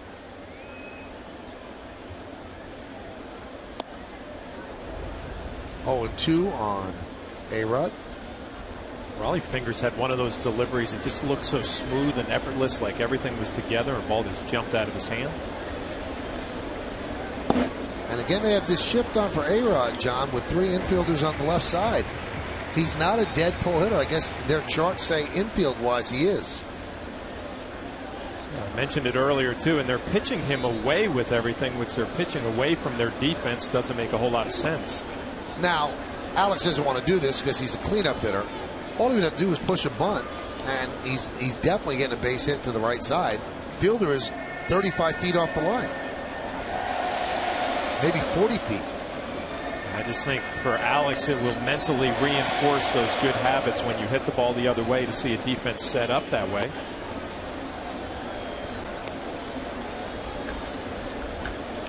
I don't think he wants to change a thing lately. I mean, he's been swinging the bat as well as he has all year. Battling a little knee problem, but not affecting him at the plate.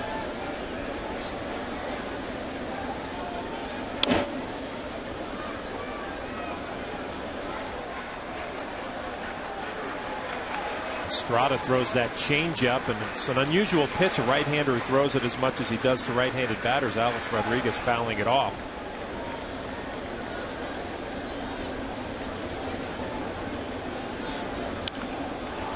Popped up center field. Morgan for the first out. This Friday, New York Knicks legend and Hall of Famer Patrick Ewing sits down for a new GMC Presents Center Stage with Michael Kay. The former #1 pick discusses his 18-year career in the NBA, including his epic playoff matchups with Michael Jordan, Reggie Miller, and Alonzo Mourning. It's an all-new Center Stage Friday at 11 o'clock, only on Yes. That'll be after the Mets game. That's a must-watch. Patrick usually doesn't do these long-form interviews, so we're happy to get him, and he was very open. And you said, we talked about it the other day, that he wants to be a head coach in the worst way. And I saw something in the paper that there was a team that was the Pistons that's might right. be interested, and he's going to get an interview with them. And that's his first interview ever for a head coaching job. That one's popped up. And McGee makes a play in front of Betancourt for the second out.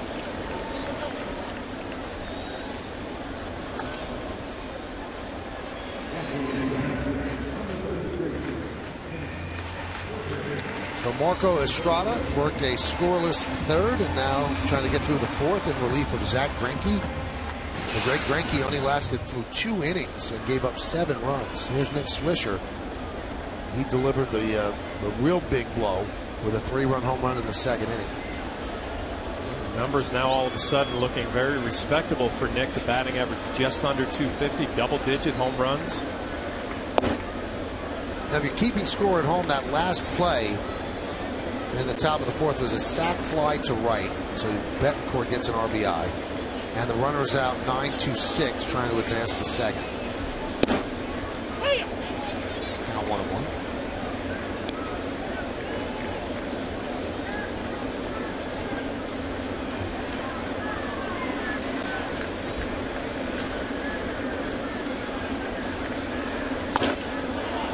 High fly ball, right field. Hart is there, and the Yankees are retired for the first time in order tonight. 1-2-3. We're going to go to the fifth. It's 7-2 Yankees over Milwaukee.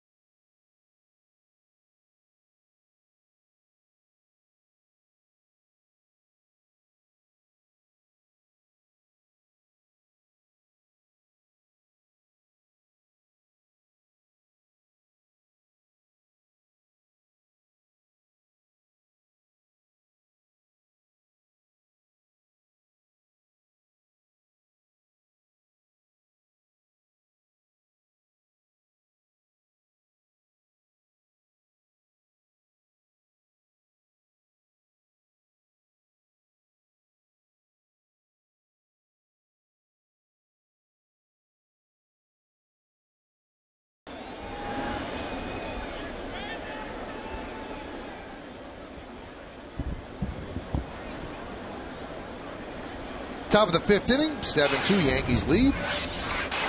Jonathan Lucroy leads off. Lucroy, 20 RBIs in May. He was a Brewers Player of the Month. Nice numbers. Batting number 9 here with the DH.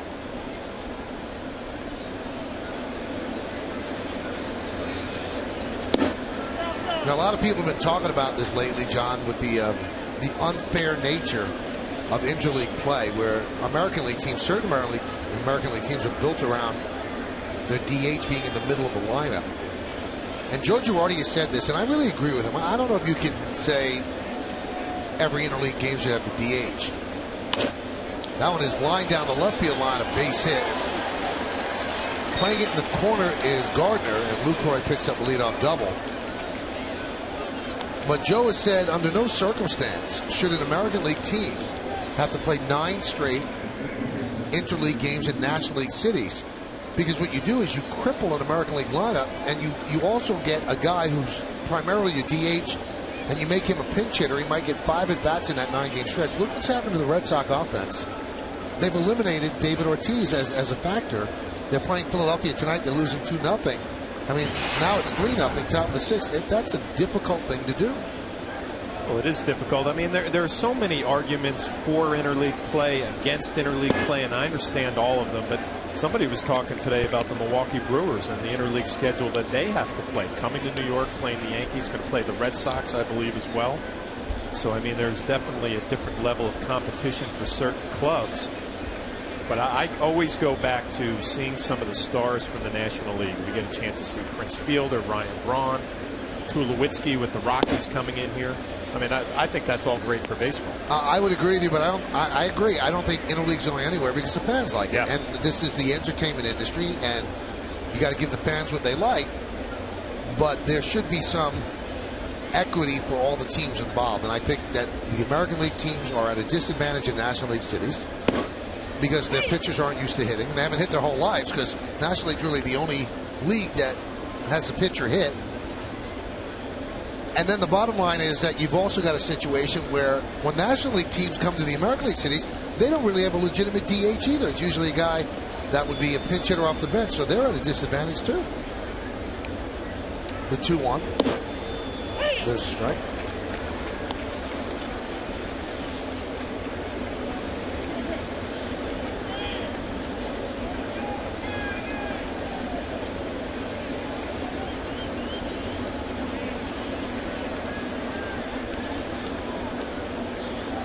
Runner at second.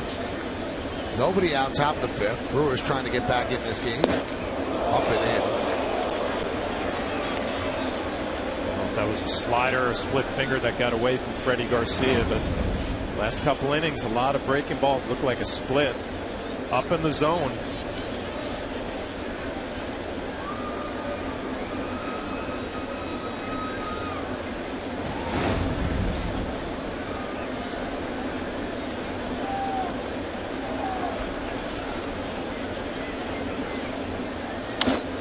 Popped up. Foul territory. Long run for Teixeira. He's there for the first out.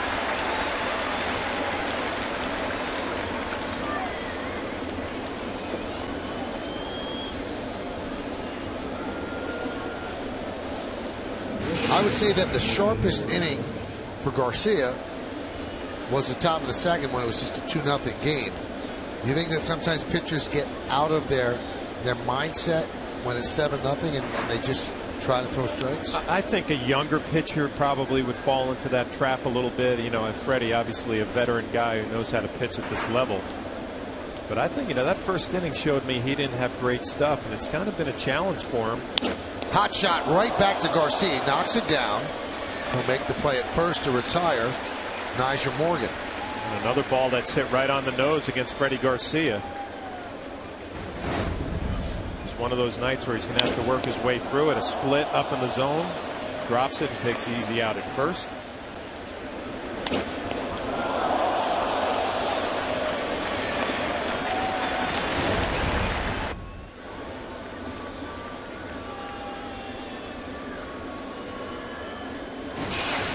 As Ryan Braun, hit by a pitch, stole a base in the first, and then flied out to right in the third.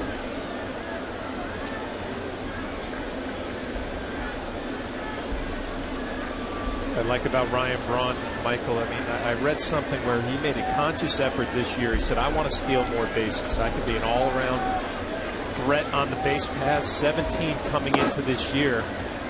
Obviously a guy who's had a nice young career, taking his game to the next level. Look at the comparison of the first 600 big league games between Aaron and Braun. Pretty impressive.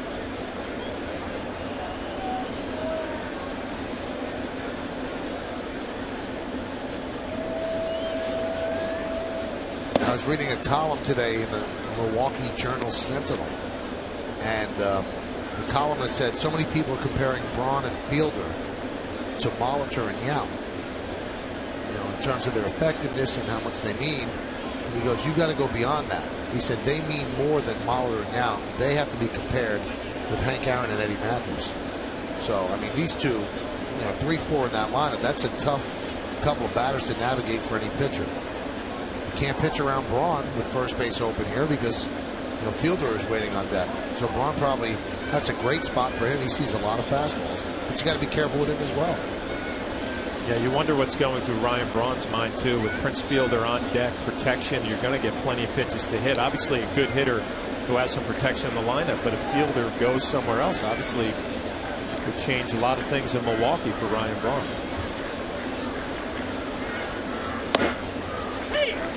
The owner of the Brewers is Mark Attanasio. And you see Braun's last 4 seasons, all outstanding.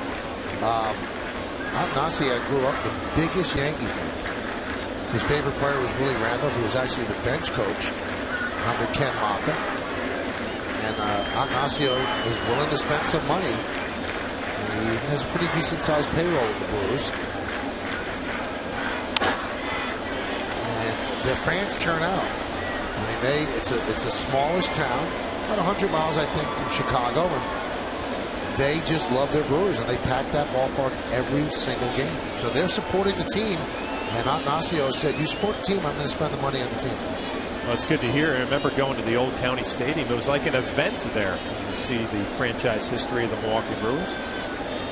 And Bud Selig, now the commissioner of baseball, his family sold the team to Attanasio in September of 2004. They started as the Seattle Pilots. Only 1 year in Seattle. That's when they were bought by Selig, moved to Milwaukee. Harvey's Wallbangers, 3 playoff appearances. They moved to the National League before the 1998 season. And then Miller Park opened in 2001. And Milwaukee's payroll this year is about $86 million. That's the all-time Brewer cap with the little MB glove with the baseball in the middle. It's a sweet lid right there. Old school, but it was like an event when you go to County Stadium. You know, you go on the team bus and pull in early before the game. Fans were there, tailgating, having a great time. The 2-2.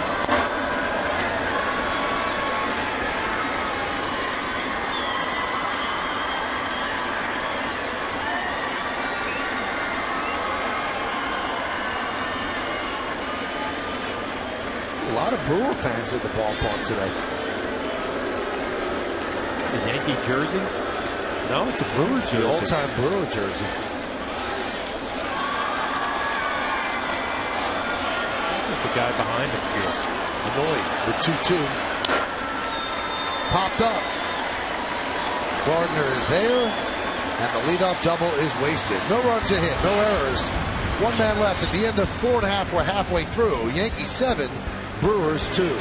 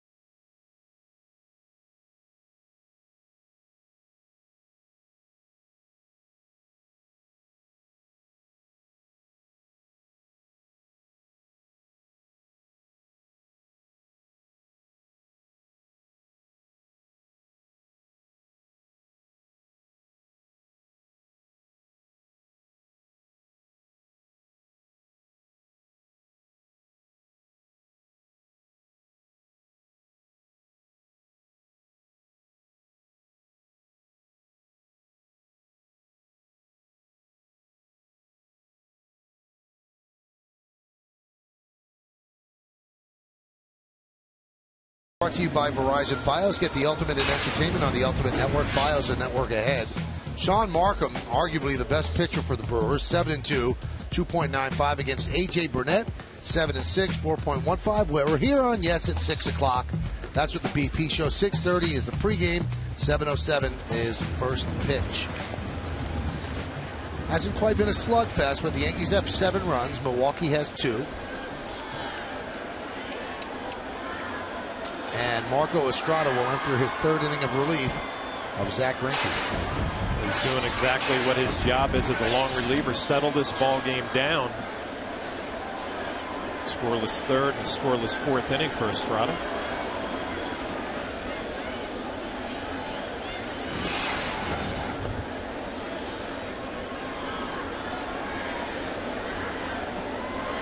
Posada reached on a fielder's choice in the 1st and then grounded to 1st in the 2nd. Count 0-1.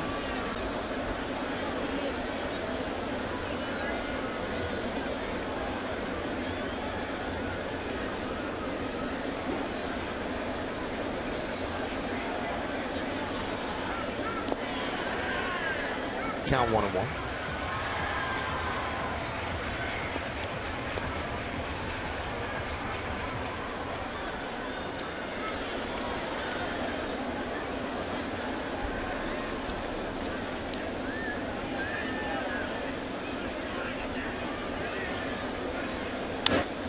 Foul back.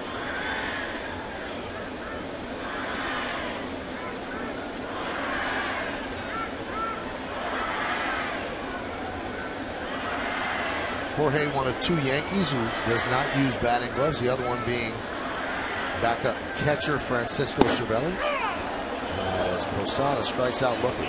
Not in love with that call and tells fielder Culbreth as much. Culbreth has given a few low strikes to Estrada.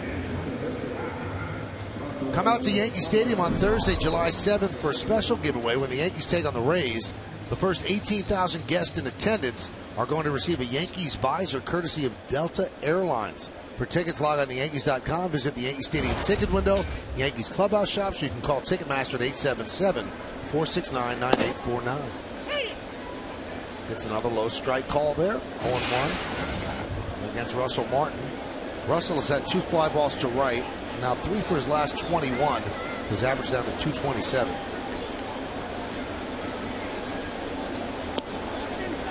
Count 1-1.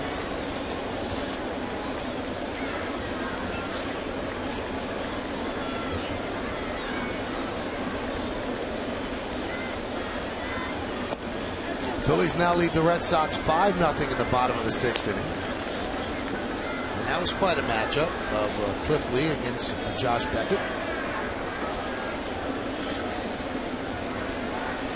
So the Yankees, if they hold on here and the Phillies hold on, the Yankees could be up by a game and a half in the American League East.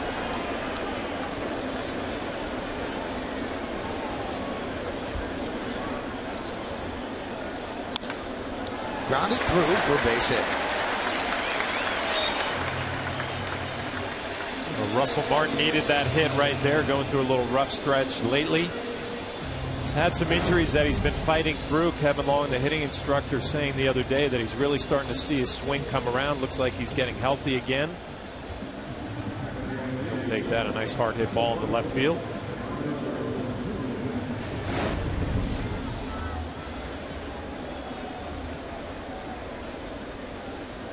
So 1 on, 1 out. That's going to bring up Nunez. Nunez has singled, walked, and stole 2 bases. Also scored a run.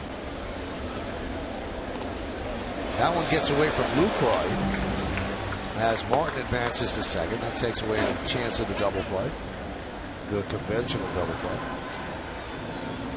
You talked about Lucroy, Michael, in his offensive numbers. He can really swing the bat behind the plate. Kind of a work in progress. A little bit late getting out to block that baseball right there. Does a nice job calling a game. Good quick release. Not the strongest arm in the world, but gets it down to second base in pretty good shape.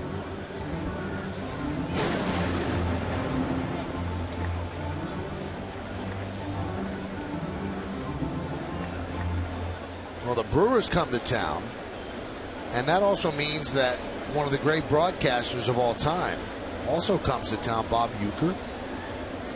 And John Flaherty had a chance to talk with Bob in segment 2 before the game. There's Uecker. Hall of Famer, Ford C. Frick Award back in 2003. 41 seasons as Milwaukee's broadcaster. It was great to see him today. I mean, had some heart problems over the last year. That one's driven out to deep left field. Backing up is Braun, and he'll put it away. We got a huge ovation. Mike Bonner's crew on the scoreboard showed him up on the board, and he bowed down to the crowd. Quite a resume for Uecker. 6 seasons as a catcher. We told you about his broadcasting. He played George Owens in the sitcom Mr. Belvedere, and then he played Harry Doyle just a bit outside in the Major League movies. He's in the Wrestling Hall of Fame. He did the Miller Lite commercials. The thing that I always remember him for, John, when he used to go on Carson's show, The Tonight Show, he was hilarious. And Johnny Carson loved him. Called him Mr. Baseball. Now, what am I missing with the Wrestling Hall of Fame? I think he did some wrestling shows with the WWE. He was an announcer for them. I'll admit it, Michael. I was a little intimidated down on the field with our producer Troy Benjamin. We were, setting up the segment 2, and it's a big personality right there. And I'd never met him before, and couldn't have been nicer. Well, all of his stuff on Carson used to be about how bad a ball player he was. And he was the timing of a comedian, just amazing.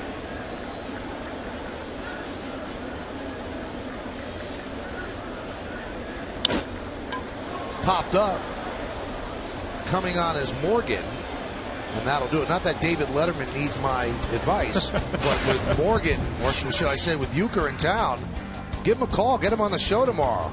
I mean, you love Carson, you must love Uecker.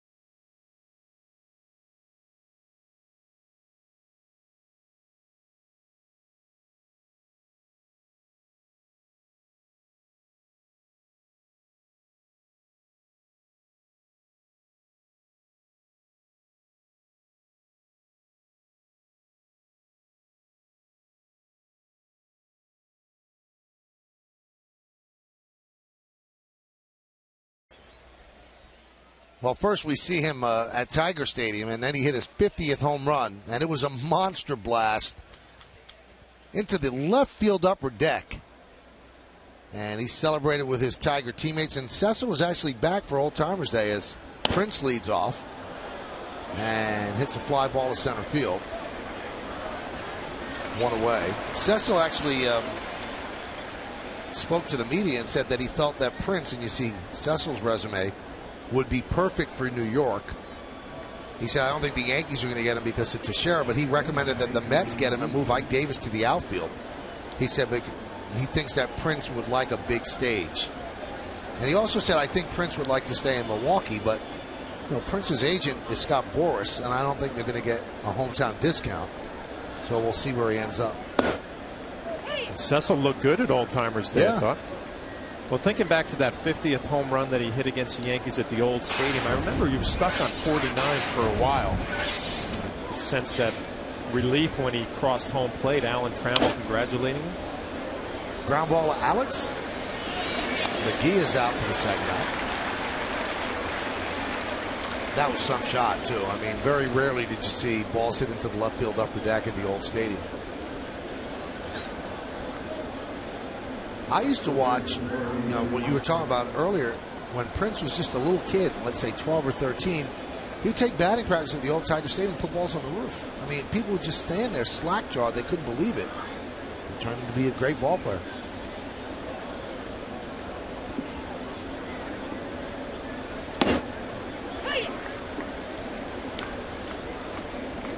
Sadly, Prince and Cecil have been somewhat estranged over the last couple of years. Cecil said the other day that they talk occasionally now. They used to be inseparable when he was a little kid.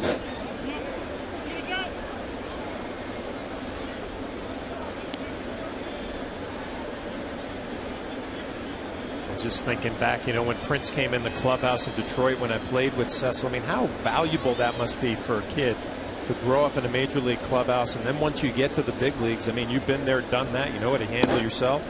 A huge advantage. Didn't you also get the sense, John, because you were closer to it than I was as a member of the media, but they were like friends more than father and son. They were buddies.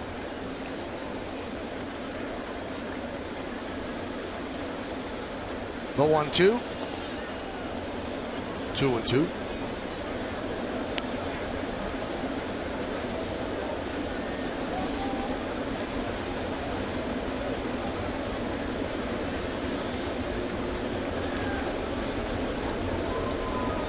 Still going through that last at bat. Had a pitch he probably thought he should have hammered off the end of the bat a little bit. The 2-2. Past a lunging A-Rod and down the left field line. Playing it out there is Gardner and Corey Hart with a 2-out double.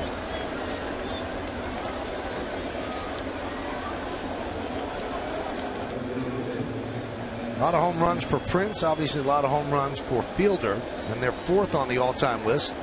Bobby and Barry are first. Ken and Ken second. Felipe and Moises third. Then the Fielders and Tony Eduardo and Eduardo Perez fifth. Eduardo's now the batting coach for the Marlins. He went one day from being on ESPN, the next day being in the Marlin dugout.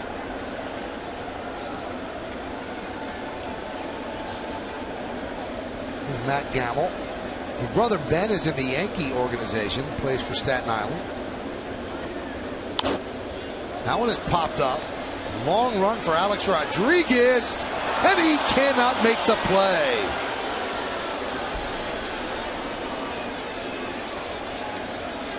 Alex played football in high school, and this looked like one of those down and outs. And when you see Alex running, you think about that sore knee, and it's just out of his reach. Looks like he's running pretty well tonight. And the scouting report from the manager is he runs well in a straight line and has the most problems cutting bases. And that one was pretty much straight back.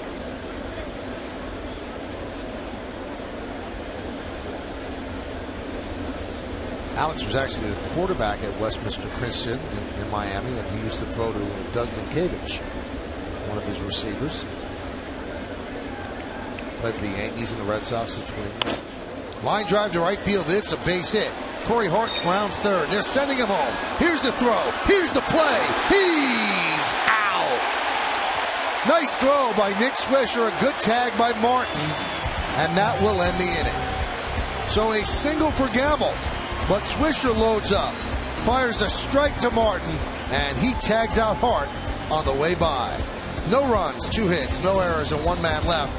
As we go to the bottom of the 6th inning, Yankees lead the Brewers 7-2.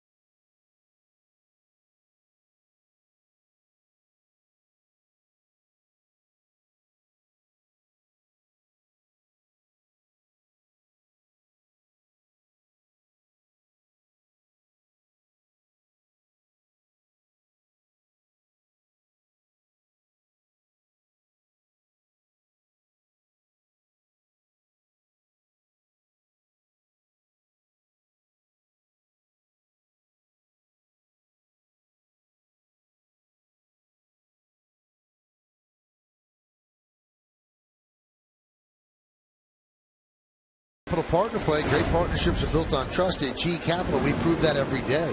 Well, Nick Swisher gets a nice hop. He's charging, and he gets off a perfect throw to Russell Martin. One hop, exactly what a catcher wants. The tag of Corey Hart. GE Capital partner play. Granderson takes a strike, leading off the bottom of the sixth.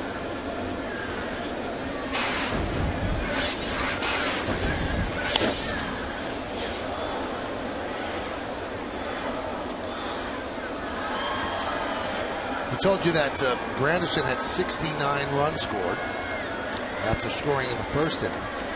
So you might wonder what's the Yankee record for runs scored in a season. Babe Ruth scored 177 in 1921. That's a lot of runs. It's going to be tough to beat. Yeah. The most runs scored ever in a season by a single player was 192 by Billy Hamilton in 1894.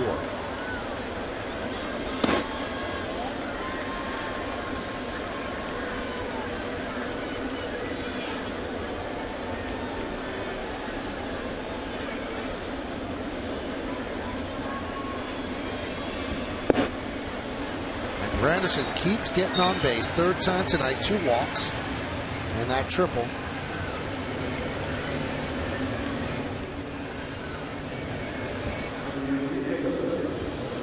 Here's Mark Teixeira, 3 ground balls for him. 2 resulted in an RBI apiece, and the other one a ground ball third. Mark 5 for his last 24. Yankees were stealing up 7-0, so they're a threat obviously up 7-2.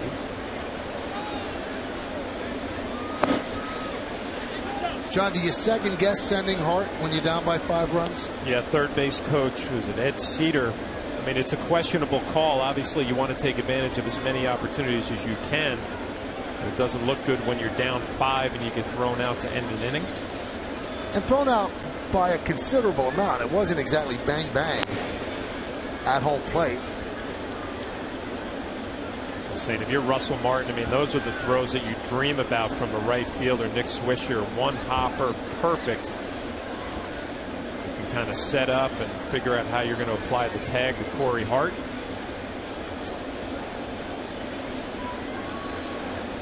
You know, Nick Swisher, over the last couple of years, has become a better thrower from right field. And I remember what he did was he didn't go to his outfield coach. He felt my best chance of learning how to throw better is to talk to the pitching coach. He actually talked to Dave Island, who was a Yankee pitching coach, who talked to him about generating power from his legs and over the top and how to grip the ball. And he's become a much better right fielder. Well, charging it perfectly, but if you look at this ball, it's got a nice 4-seam carry and just a perfect top. I mean, Russell Martin, that's how you draw it up right there.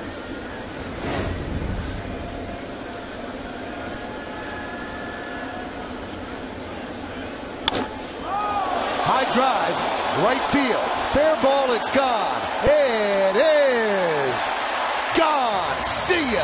A 2-run home run for Teixeira, and the Yankees lead 9-2. That'll give Teixeira the major league lead with 24 home runs.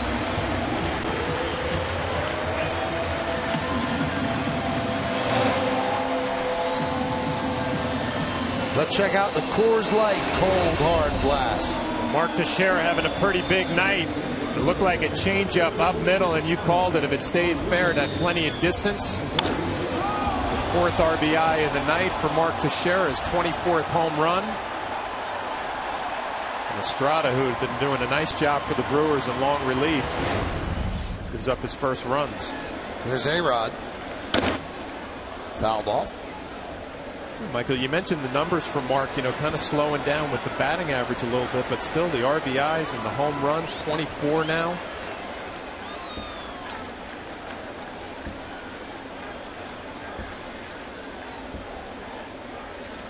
Four ribbies on the night, 62 on the season.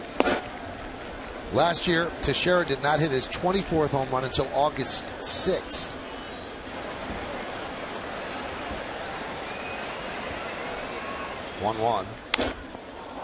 Off of the pitcher, Estrada, out to Betancourt, who fires to first, not in time.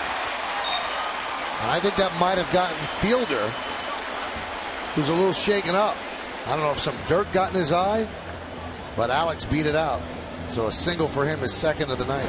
Well, it's amazing. If you're Alex Rodriguez, you hit it right on the nose off of Estrada, and you're playing with a hurt knee. But when you smell an infield base hit, Alex Rodriguez worked awfully hard for that, getting down the line. Betancourt, the strong throw to make it close. Looked like a little dirt popped up in Prince Fielder's eye.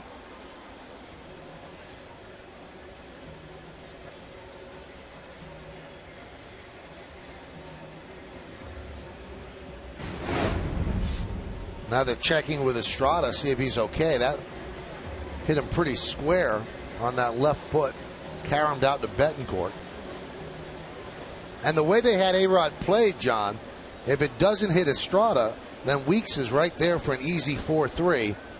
So it actually worked out for Alex. Take another look, and it's going to be a line drive right off his foot. You wonder if Betancourt could have tried to come in there and catch it on the fly. Couldn't do it, and Alex Rodriguez beats it out for an infield hit. He was headed right to Weeks, and then out to Betancourt.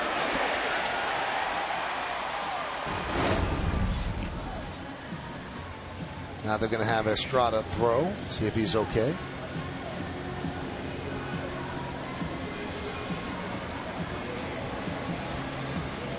Later tonight, don't miss Yankees on Deck, presented by Blimpie, as Andrew Jones checks out some classic cards, answers his mailbag, and Derek Jeter with the captain's quiz. It's Yankees on Deck tonight after the postgame, only on Yes.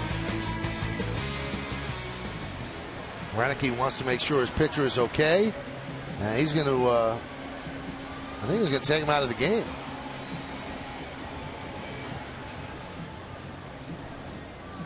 Yeah, they're going to signal to the bullpen. He doesn't want to take any chances. Now, there's only one lefty in the bullpen. That's Zach Braddock. And it looks like they're going to call for him. So Braddock's going to have as much time to warm up as he needs. And they'll bring in the lefty to face Cano and more. So Zach Braddock will come in, and that'll do it for Marco Estrada. Gives up a 2-run home run to Teixeira here in the 6th. Yankees lead 9-2.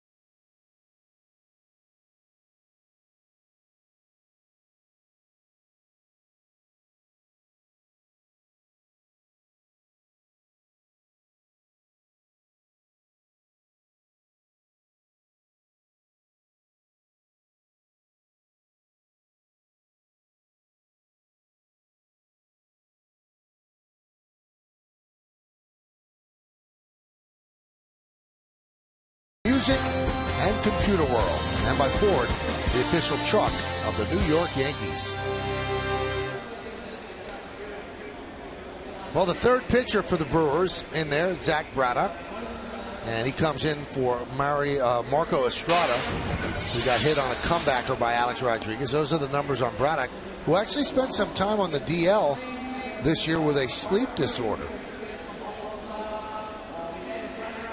I really should be on the DL my entire life. I've never been able to sleep well. Sad.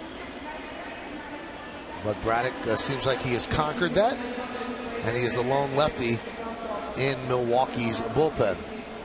Well, let's go over the scoring. The Yankees scored 2 in the first inning. Gardner was hit by a pitch, and then Granderson a triple that was misplayed by that man in the middle, Nigel Morgan. Should have been a fly ball out, but it was played into a triple. Then Mark Teixeira hit a ground ball to drive in a run. That made it 2-0. In the second, Nunez single, Gardner walked, then a double steal. Granderson with a fly ball to right. Another ground ball by Teixeira to drive in a run. A walk to A-Rod. An RBI single by Cano, and a 3-run home run by Nick Swisher. That gave the Yankees a 7-0 lead. Milwaukee came back with 2 in the fourth inning. A single by Fielder, a single by McGee. Corey Hart into a 5-4 fielder's choice. An RBI single by Gamble, a sac fly by Betancourt. And then the Yankees came back with 2 runs here in the sixth inning. An inning opening walk by Granderson and Mark Teixeira. A long drive down the right field line, just snaking inside the foul pole for a home run. And let's take a look at the Yankees in-game box score, brought to you by McDonald's. Granderson with a triple, a ribby and 2 runs scored. Brett Gardner 2 runs scored. Mark Teixeira a home run and 4 ribbies. Alex Rodriguez 2 more hits. Cano with an RBI and a run scored. Nick Swisher a 3-run home run. Only Jorge Posada and Gardner have not picked up hits. The Yankees have 8 on the night. So Braddock is ready, and here is Cano. Runner at first base and nobody out. We're in the bottom of the sixth inning. Yankees up 9-2.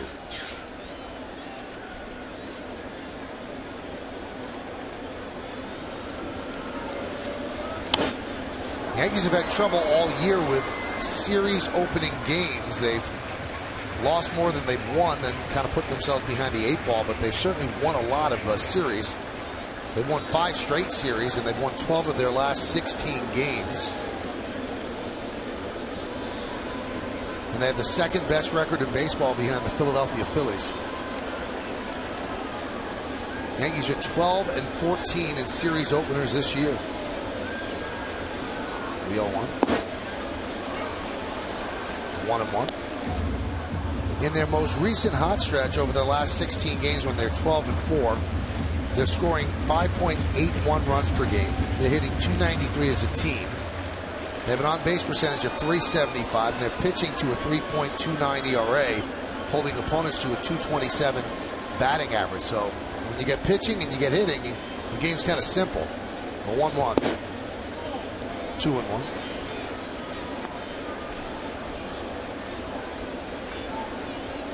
Mark Teixeira now leads the major leagues with 24 home runs.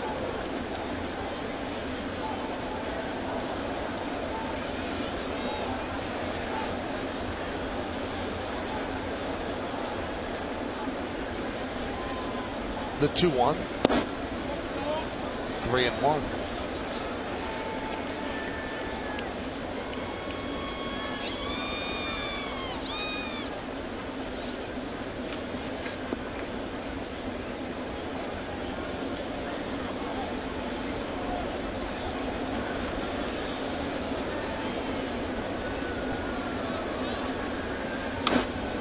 Milwaukee only carrying 6 pitchers in the bullpen after designating Sergio Mitre for assignment. So they wanted to call up another hitter to be the DH. But they have 5 guys on the bench. Most teams go with 7 pitchers in the bullpen. Makes that decision by Ron Renicky to take Greinke out of the game after 2 innings that much more interesting. The short bullpen out there. Estrada gets hurt, and here we have Braddock.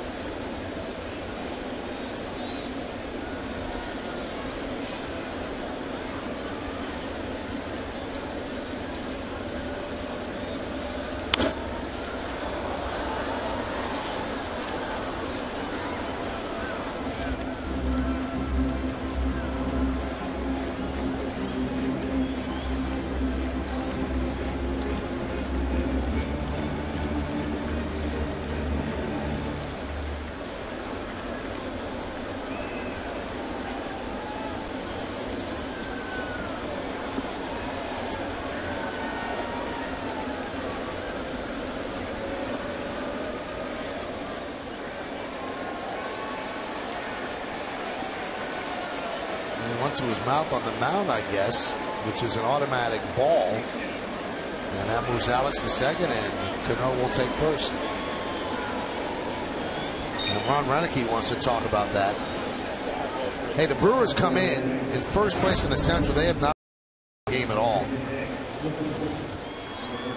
Yeah, he's on the mound, and he just can't do that. It all started with Morgan in center field misplaying a fly ball into a triple. Estrada had a balk, had a runner thrown out at home with 2 outs.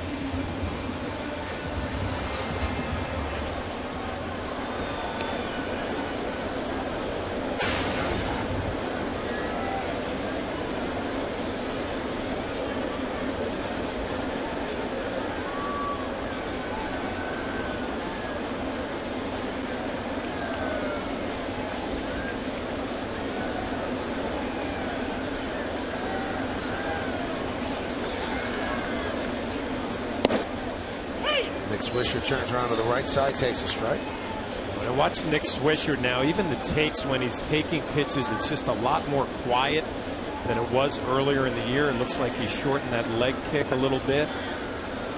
He's very under control at the plate right now. When he's getting pitches to hit, he's not missing them.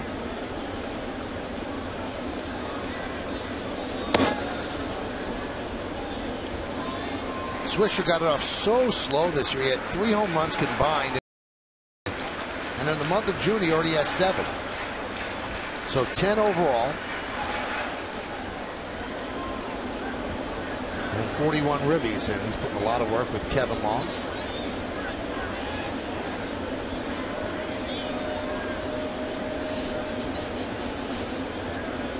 It's .342 against lefties this year. The right side has been his much better side.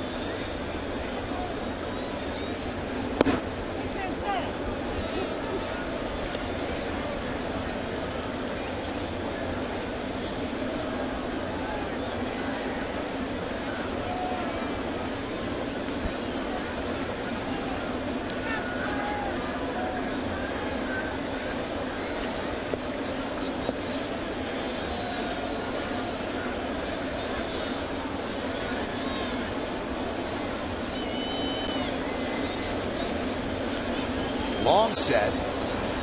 2-1. 3-1. You see Braddock has a good arm. Low 90s with his fastball, but all over the place. Nick Swisher right here, you're pretty much guaranteed to get a fastball. You really have to stay disciplined, make sure it's a strike and a good pitch to hit.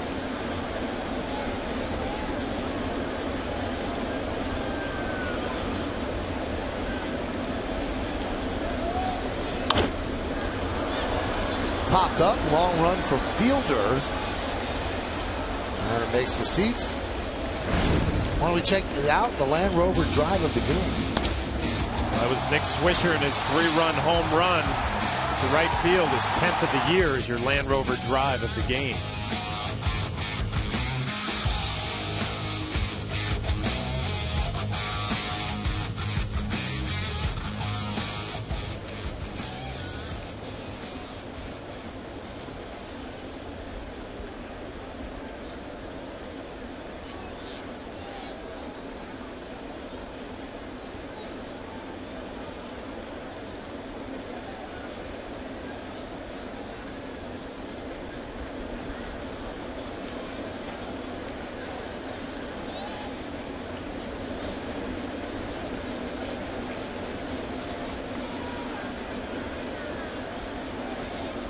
Braddock deals the payoff. Popped up. Lucroy makes a catch for the first out.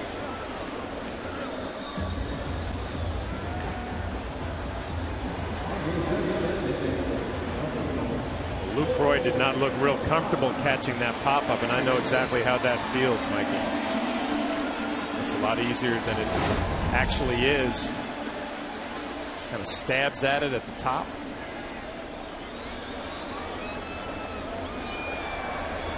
Very interesting walk by Nick Swisher.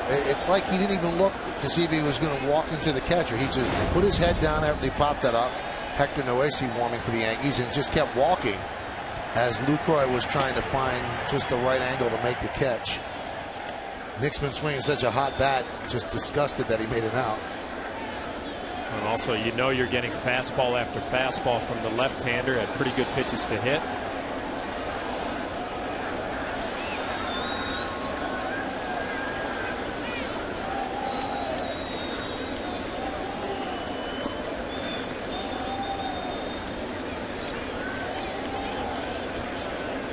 Rodriguez at second, then Cano is at first. Yankees lead 9-2, bottom of the sixth. Braddock really takes a long time between pitches.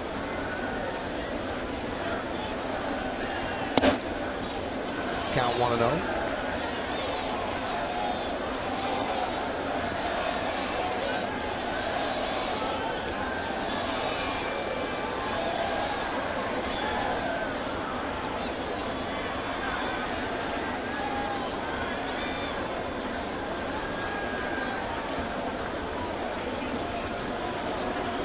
He says he's having a hard time seeing the signs. You can see.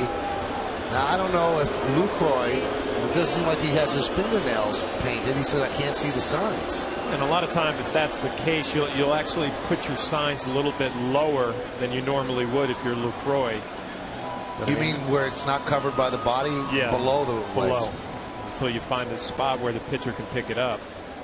But I mean, this has been an issue all night with all three of the pitchers. Actually, Estrada, a little bit better rhythm out on the mound. Greinke was working slow. Braddock taking his time in between pitches. Well, that one they had a call. That was verbal when they had the meeting. There's a line drive base hit to left center field. Alex Rodriguez rounds third. He'll score. Moving to third is Cano. It's an RBI single for Posada. His hot June continues. And the Yankees lead 10-2.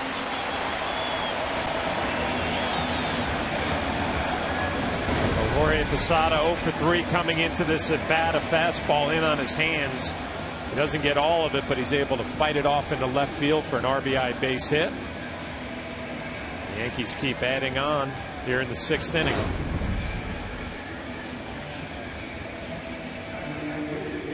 Busy day in manual scoreboard land.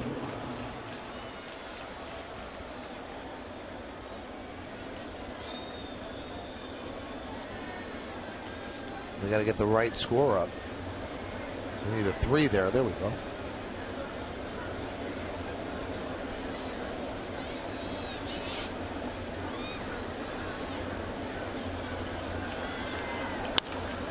There's a ground ball to second. Weeks flips to second one. They can't get the double play. Boy, they're playing sloppy baseball. As Cano scores, it's 11-2 Yankees. And that was 2 mistakes. Weeks, if he kept his feet, it's a 4-4-3 double play. And the Brewers are a good team, obviously leading the National League Central coming in, but they have played a sloppy game tonight. Weeks loses his footing over to Betancourt. Figure he still had time for the double play and then can't find the handle.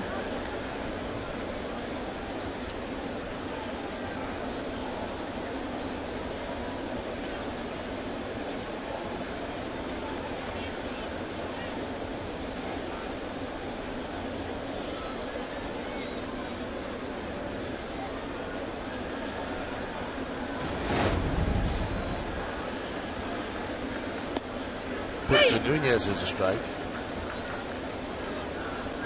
You know, we were talking about that manual scoreboard. Did you know, John, that the person who changes the numbers lives there year round? Year round. Yeah, absolutely has an apartment back there. Nice little condo.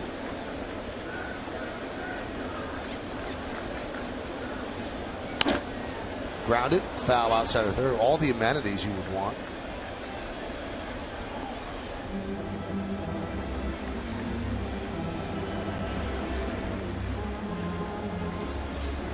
It's actually a very, very mellow place when there's no game going on. So, you know, 81 regular season games, you got to work. Otherwise, you're there. Very nice. Now, does he get paid, or he just doesn't have to pay rent? That. The 0-2. That. The last thing you said. It's rent-free living. All you have to do is throw some numbers up.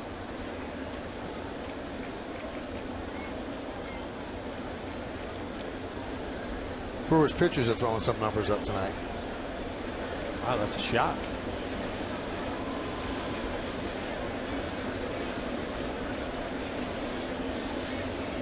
The 1-2.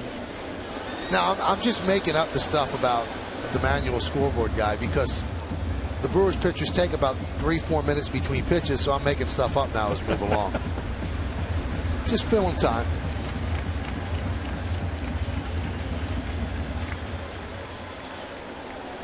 I mean, Milwaukee comes in leading the Central by 3 games, and they have not played like that today at all.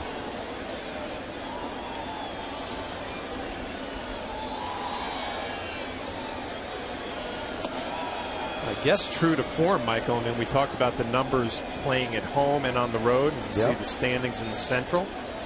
Lead the Cardinals by 3. With the Pirates hanging in there. Clint Hurdle's done some job. We also have a fine hitting instructor from the George Washington University, Greg Ritchie, doing a good job. Strike 3, Nunez down looking. But the Yankees put 4 more runs on the board in a 26-minute half inning. We have played 6 full at the stadium. Yankees lead Milwaukee 11-2 on Yes.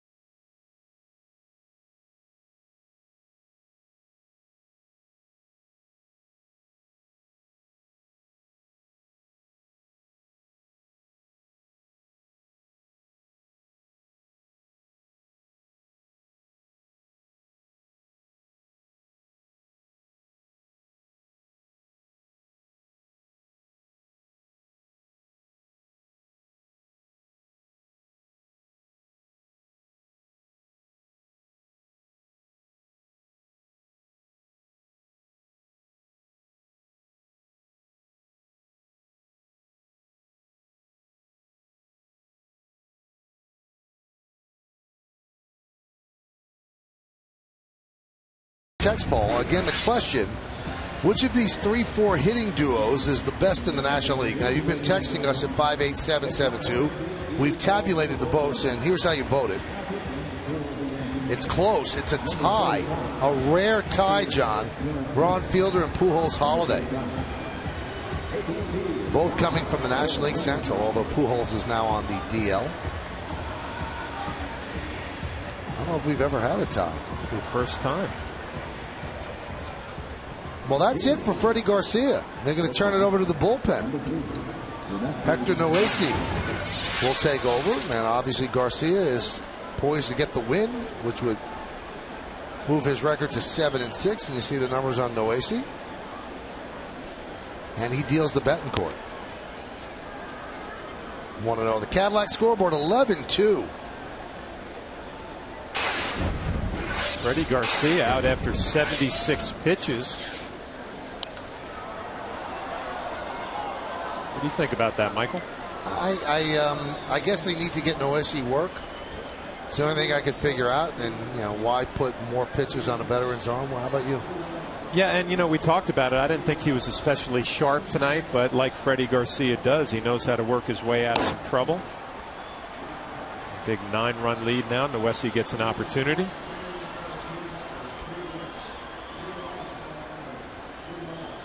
New York's Archbishop Timothy Dolan stopped by the booth and a little down. You know, he's from Milwaukee, and he's a big Brewer fan, and he's with some Milwaukee people, and they're down as well. So I guess there's been some divine intervention in favor of the Yankees, more so than. But you think you'd have the Archbishop on your side. It's about as big as it gets. Certainly is. The 1-2, right back to Noesi. One down. There are certain times, Michael, where I'm reminded really how big time you are. I mean, when he comes in here to say hello to you, that's a big deal. And to you. No. It was all for you. No. First of all, you got my son. So he felt a certain, kinship with you.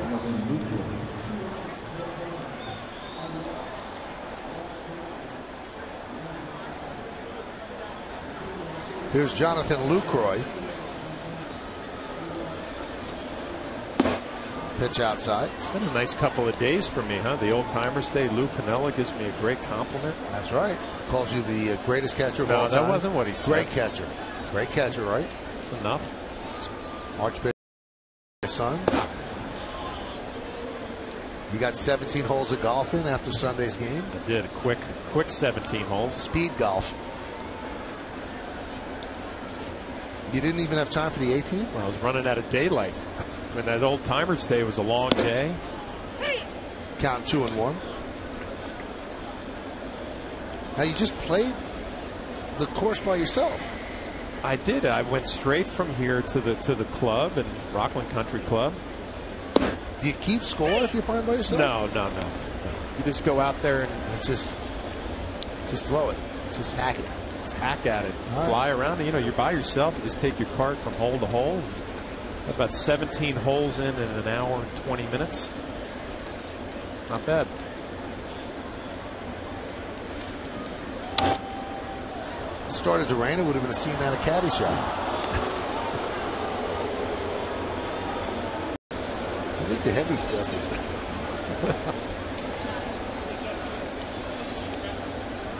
I was thinking back to Sunday. I mean, that was just a great day all the way around. I mean, with the Old Timers Day and the Yankees win. Some nice guests up here in the booth. Lou Piniella spent some time with us. Tino Martinez. Had Tino on my radio show yesterday, John. He's still flying high. I mean, he really said, I've been lucky enough to hit some really big home runs in my life. He said, but that was such a thrill for me. These are like huge World Series home runs for the Yankees. Because he told the story that his son, his whole family was with him that day. Oh, I didn't know that. And, his kids were talking to him before he went down on the field to play. And his son said, Dad, whatever you do, don't embarrass the family. And this is not embarrassing the family. Now, ESPN did some. Would have left 18 out of the 30 ballparks, the distance. It would have been a home run at 18 of the 30 ballparks. But the thing that Tino was continuing to beat himself up about was his gut. He started a diet when he got back to Tampa on Monday. And I said, Tino, you look fine. He goes, no, I didn't like the way I looked. Well, the pinstripes it's tough to hide, let's put it that way. But usually pinstripes are slimming. At least that's what I've always convinced myself. A pinstripe suit on tonight? Not today, tomorrow.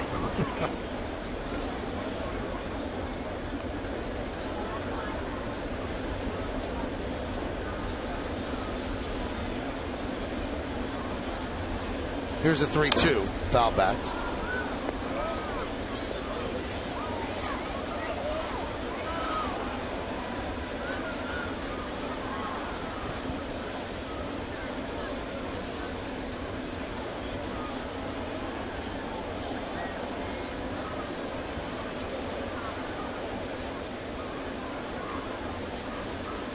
Three-two, fouled away.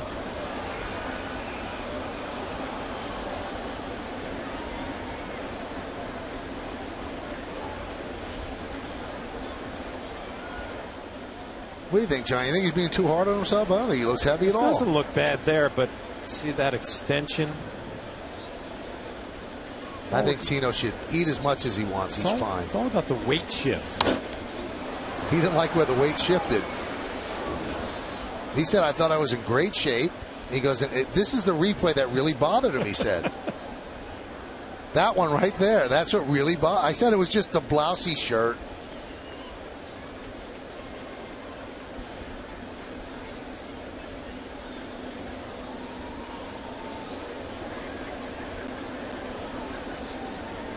Yep, he said he upped his workout regimen yesterday, and I'm not going to look back.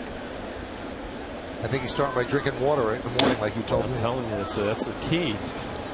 Start off your day.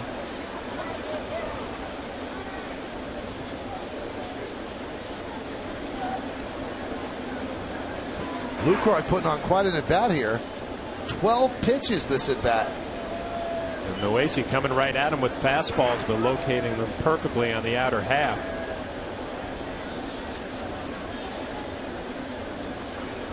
(3-2). And Lucroy wins the battle. Nick Swisher cuts it off nicely again. Nick's been playing a very good right field, and that saved an extra base hit right there. 1-out single for Lucroy. I was able to talk to Dale Swaim, who's the hitting instructor for the Brewers today, an old Yankee and a nice career. And he's talked about Lucroy. He said this kid will hit. I mean, he's a natural right-handed hitter. He's had a pretty good game tonight and a nice at-bat right there against Noesi. Quinn Fielder still cheering his teammates on. So a 13-pitch at bat won by Lucroy, who's 2 for 3 today. Back to the top of the lineup, and Ricky Weeks.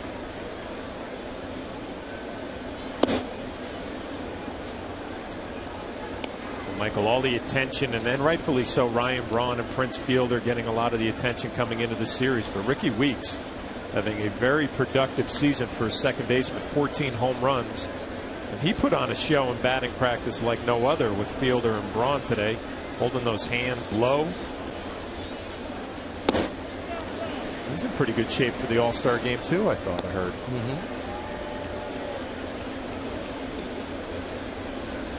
Brewers have used their first-round draft picks very well. 2002 they picked Prince. Then it was Ricky Weeks in 03. Ryan Braun in 05. That's striking. Yeah. Striking very hot. You get those first-round picks, you got to make them work and count. Whenever I see a hitter holding his hands as low as Ricky Weeks is, as Ryan Braun getting loose, that tells me that he is a one strong man, because you have to be strong to hold your hands that low and still catch up to some fastballs up above your belt.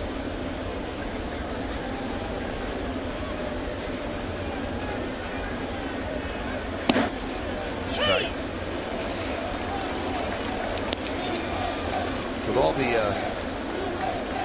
earlier this year leaking of government papers, I can't say Ricky Weeks without thinking of WikiLeaks and Julian Assange. The A's just called up Ricky's brother Jamal.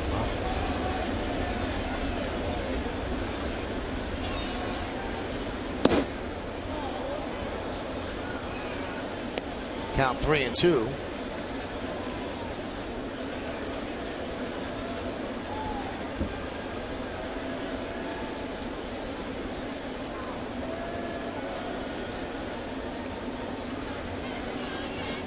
There's brother and brother. Second overall pick, 12th overall pick. 3-2.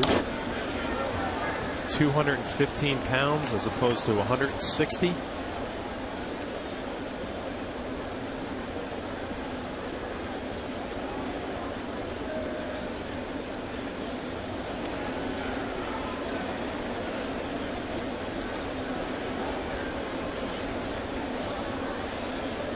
His brother Jamel, in 18 games with Oakland, is hitting .309, 3 triples, 6 ribbies, and 6 stolen bases already. 3-2.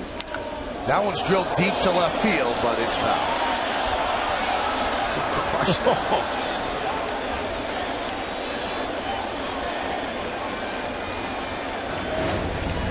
See those hands elevate a little bit, a hanging slider. Looked like Gary Sheffield right there.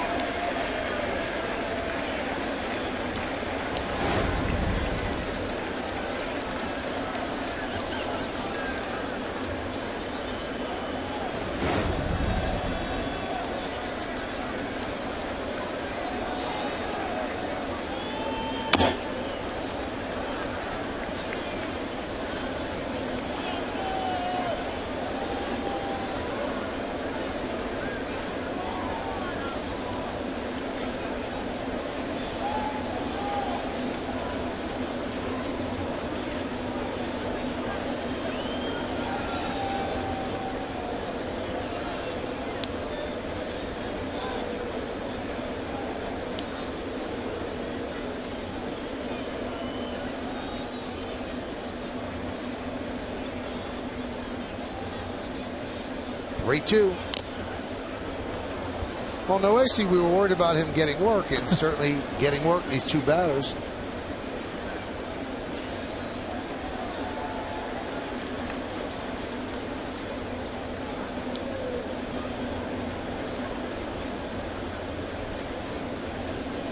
So a 13-pitch at bat to Lucroy. Now this is, the next pitch will make it a 10-pitch at bat.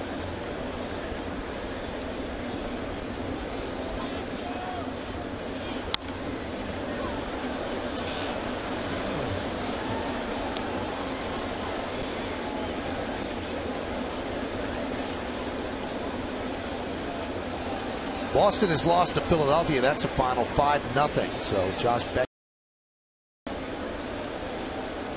Last two batters, 23 pitches for Noesi. There's that final. Third straight complete game for Cliff Lee, who's starting to pitch the way they thought he would. The 3-2.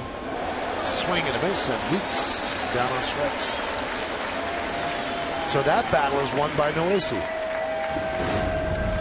Well, the fastball above his hands a little bit, is able to sneak it by him.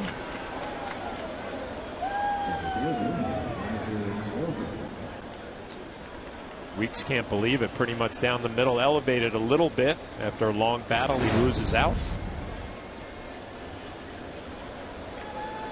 That's going to bring up Nyjer Morgan. Now, it could be a real nice night for the Yankees, because Tampa Bay, which was leading 1-0 in the 7th inning, now in the bottom of the 8th inning, Cincinnati has taken a 2-1 lead. So the Yankees could gain on their two closest pursuers.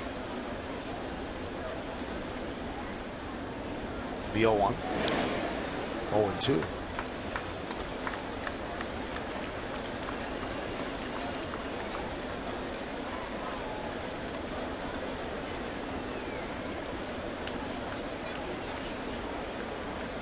Luis Ayala getting ready.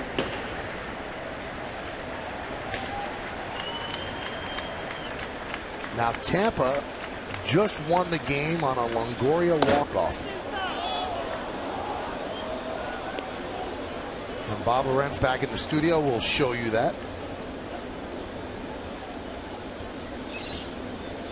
So Cincinnati shut out Tampa Bay yesterday. Tampa Bay comes back in the bottom of the 9th inning today.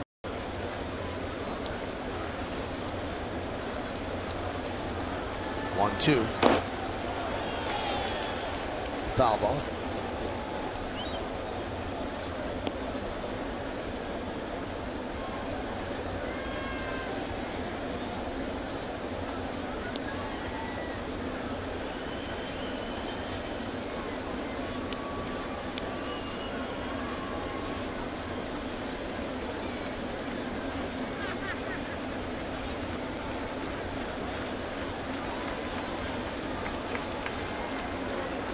And Noesi deals. Swing and a miss. And that'll do it for the Brewers in the 7th. No runs, a hit. No errors, one man left at the end of 6.5. Time for the 7th inning stretch. Yankees lead Milwaukee 11-2, but we're going to stay right here to honor America in the Bronx.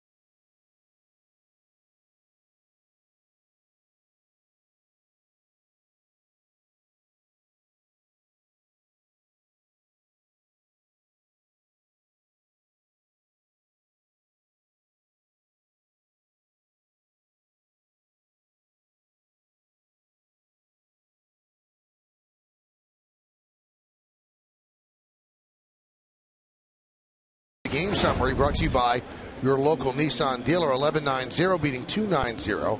Teixeira, 2-run home run, now leads the majors with 24. He has 4 ribbies. Swisher, a 3-run home run, 10th of the year. Greinke lasted just 2 innings, second shortest starting outing of his career. 5 hits, 7 runs, 3 walks, and the only time he has ever pitched a game as a starter without striking out a batter. So it has not been a great game. It has not been a resume game. It has not been a highlight reel game for the Milwaukee Brewers. You see on the Cadillac scoreboard, it's 11-2. And they bring in a new pitcher, the 4th pitcher that they've used, and that is the former Yankee LaTroy Hawkins. Wow, look at the numbers, John. This will be his 22nd game, a 0.46 ERA. His time here in Pinstripes, he was not that effective, but when he's gone to the National League, he's been a much different pitcher. Well, he certainly has only the 4 walks in 19 2/3.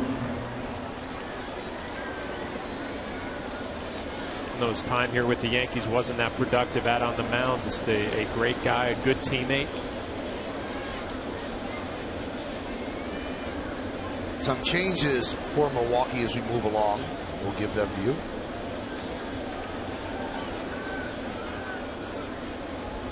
And the pitch to Gardner is to strike. New first baseman is Mark Kotze. The veteran Craig Counsell takes over at second. And George Kataris is behind the plate, taking over Lucroy. Hawkins with the Yankees in 2008, 33 games, a 5.71 ERA.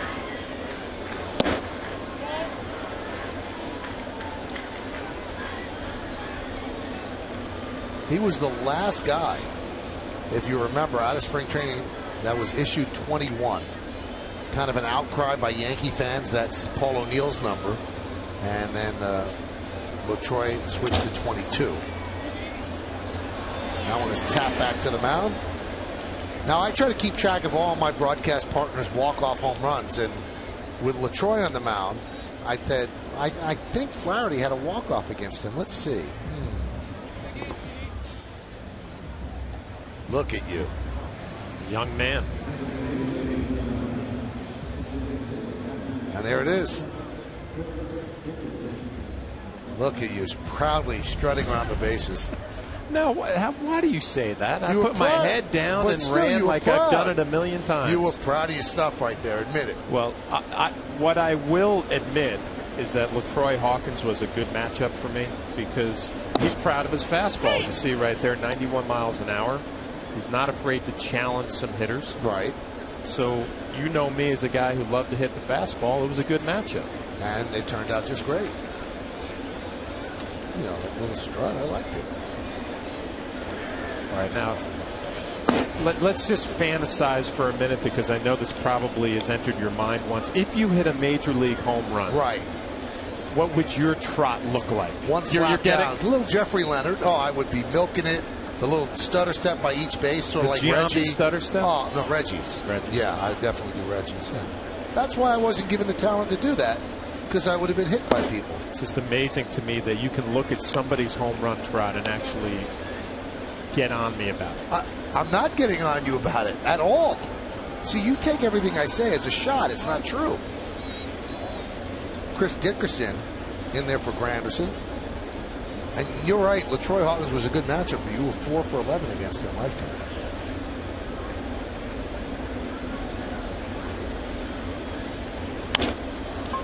Grounded to second. Wow, tough hop, stayed down. 2-way. Here's the one thing that you don't understand about me. I look up to everybody who's ever played in the major leagues, and you could do something that I can only dream about doing.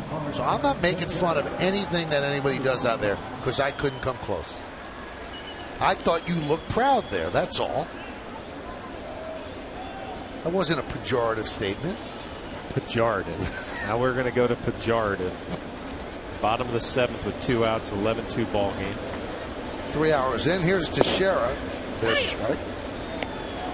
The one thing I do remember about facing LaTroy is that his delivery was so smooth, and he would give you some fastballs to hit, but it really jumped up on you as a hitter. You had to make sure you were ready for it.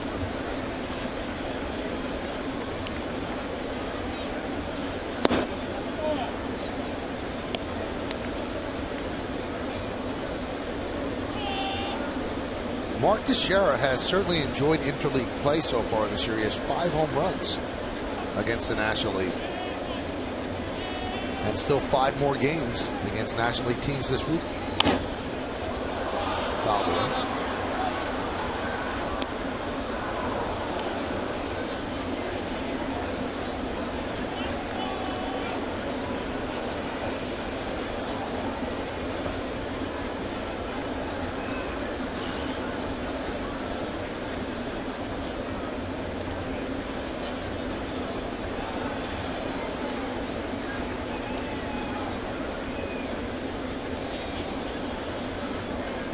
1-2.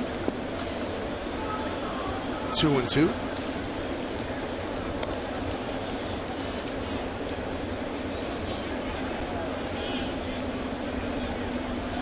That's a great hairdo by Gamble.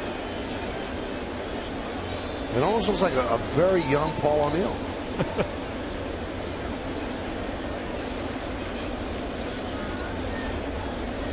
Lose something.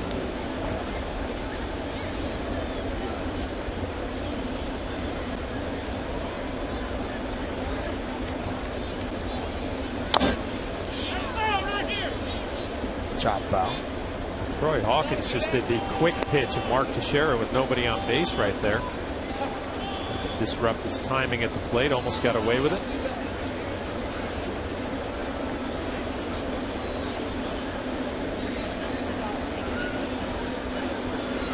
I remember his time here. He was a very nice guy. And it bothered him that he did not perform as well as people expected him to.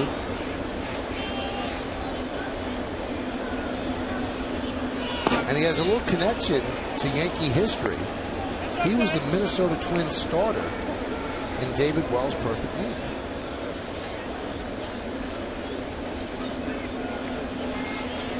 I don't even remember him as a starting pitcher. Remember him as a closer for a little bit, right? The Twins.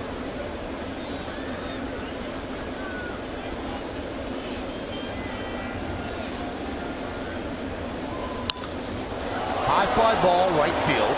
It's deep, hard back. But it comes back, and he'll make the play for the final out of a 1-2-3 inning. We played 7 at the stadium. It's all Yankees, 11-2. You're watching the Yankees on Yes.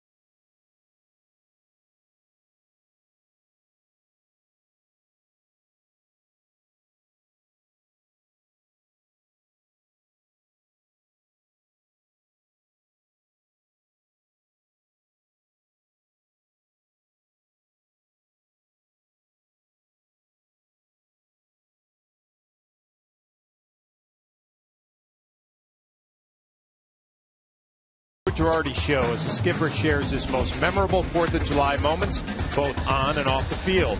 Plus, Joe discusses Derek Jeter's injury and when the quest for 3,000 can continue. It's an all-new Joe Girardi Show, Sunday at 5 o'clock, only on Yes.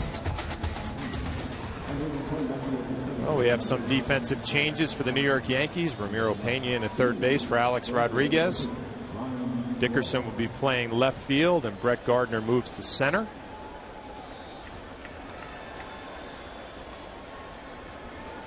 Hyundai scoreboard 11-2. Yankees over the Brewers. And Braun lines one into right center field. That's a base hit. It splits the outfielders, and it goes to the wall. And Braun will pick up his first base hit of the night, a double to lead off the 8th inning. That'll extend his hitting streak to 18 straight.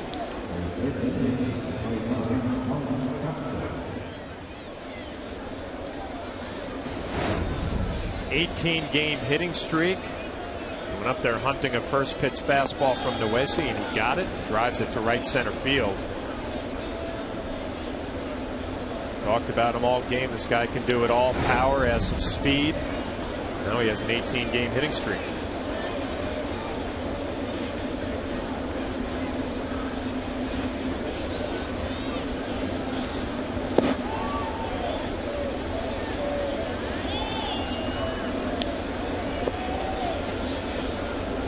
Mark Kotsay, remember, came into play first base for Fielder, so he's getting his first at bat. Fielder was 1 for 3.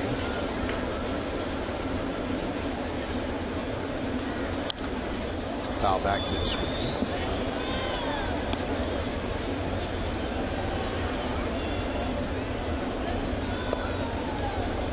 Tim Dillard, poised to become the 5th pitcher used by Ron Roenicke. Side-arming right-hander. 1-1. 1-2.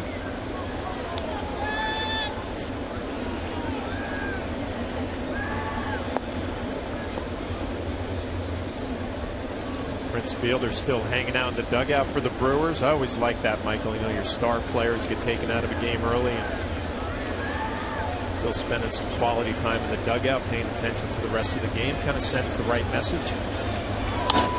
You know, little things like that. I don't know if people outside the game realize it, but talking to players, like starting pitchers that didn't feel the need to be in the dugout in games they weren't pitching, that they would go.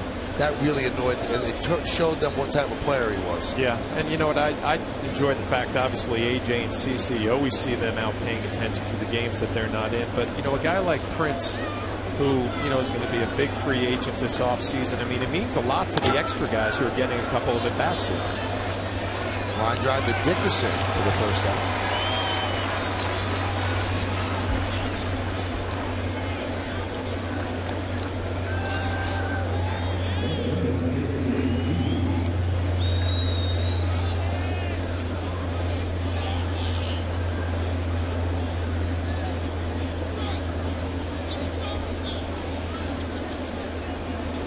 Here's Casey McGee. 1 for 3. The Brewers have actually out-hit the Yankees 10-9, but the Yankees crushing them in the runs column 11-2. A lot of walks, a lot of mistakes by Milwaukee.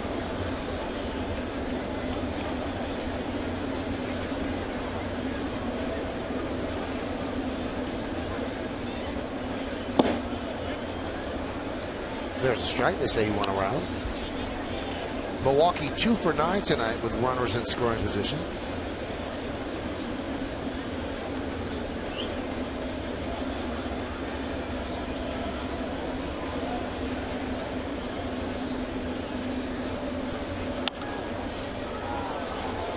Fouled away.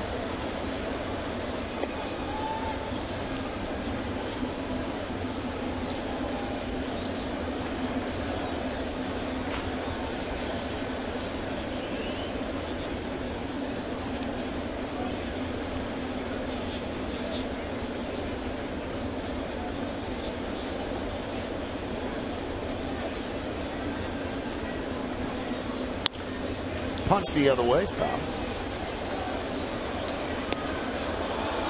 You know, we're talking about the Phillies winning tonight, and the Yankees are on their way to winning. And the Yankees have the second best record in baseball.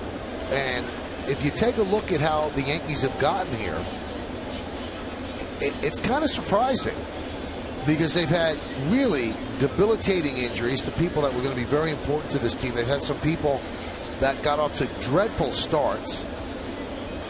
They have people right now on the DL that are supposed to be important members of this team as McGee strikes out. And when you look at the standings, they have the second best record in baseball. There's no Rafael Soriano. There's no Jabba. There's no Feliciano. There's no Derek. Posada had a terrible first 2 months. Swisher had a terrible first 2 months. Alex isn't hitting for the power that you expect, but he's having a good year. And here they are in first place in the East. John, it's pretty impressive. Well, it is. And, you know, I guess one of the strengths, or probably Joe Girardi's biggest strength, is working a bullpen. I mean, with Soriano going down and Jabba going down, kind of thinking that these guys are going to be in a little bit of trouble. All of a sudden, some new guys get opportunities. David Robertson steps up his game. Boone Logan now has become an effective lefty, dropping his arm angle a little bit.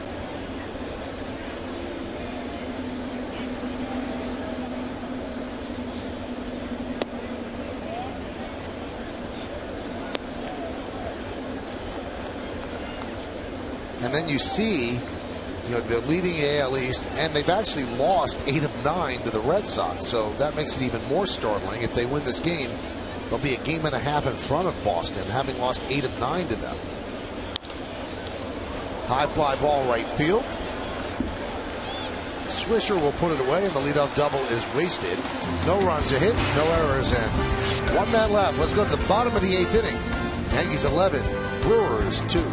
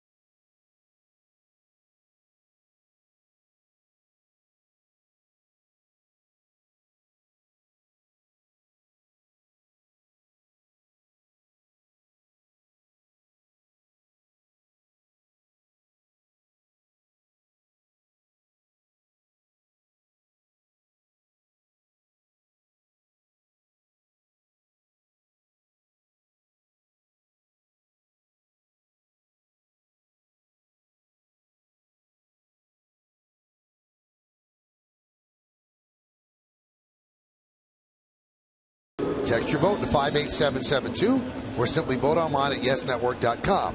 Tonight's candidates are: number 1, Freddie Garcia, won 6 innings. Number 2, Nick Swisher with a 3-run home run. Number 3, Mark Teixeira, his major league leading 24th home run, a 2-run shot. And Curtis Granderson, a triple, a ribby, couple of runs scored.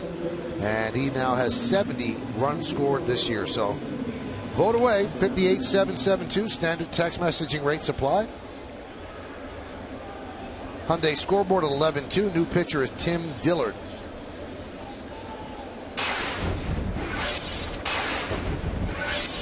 Nyjer Morgan also moves from center to left, and Carlos Gomez takes over in center.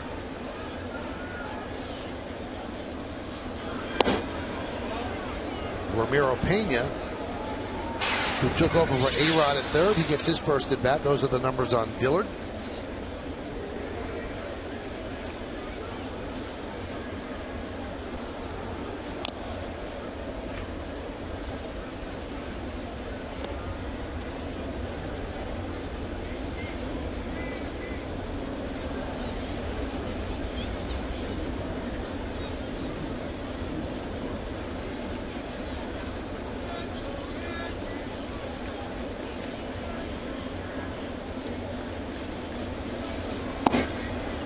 Pitch is low. You mentioned about Girardi in the previous inning, and I really don't think he gets nearly the credit he should for his ability to develop a bullpen. Yeah. It's a strength, it's an art, and this year it's taken on a little bit of a different tack, because in the past, since he's taken over 2008, he has started with a great closer but a questionable bullpen, and then he's built it into a strength. This year, the bullpen started as a quote-unquote strength. The injuries completely ravaged it, and everybody thought the Yankees were really going to be in trouble, and he's turned it into a strength, and he does it year after year, and he's done it with 2 different pitching coaches now. I just think he knows how to handle relief pitchers. I think probably the most important thing that he does is he will never overwork a reliever. He will force himself to give guys days off when they need it. Keeps that bullpen fresh all the way through. And he doesn't like to warm up guys unless he's using them. And he would actually lose a game if Corey Wade warming up. We saw it earlier this year. He didn't want to use Jabba 3 days in a row. Yep. And it was a game the Yankees could have won if they had used Jabba. But he's thinking big picture and keeping these guys strong the entire time. And it's an underrated strength of his.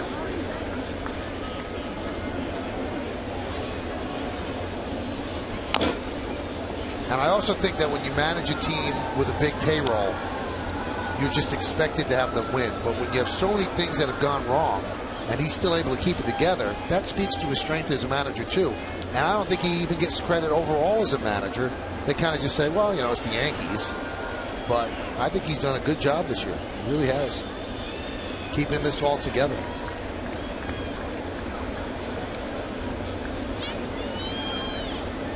(3-2). And Ramiro Pena works a walk. Yankees Baseball on Yes is brought to you in part by Grey Goose, the world's best tasting vodka, and McDonald's. I'm loving it.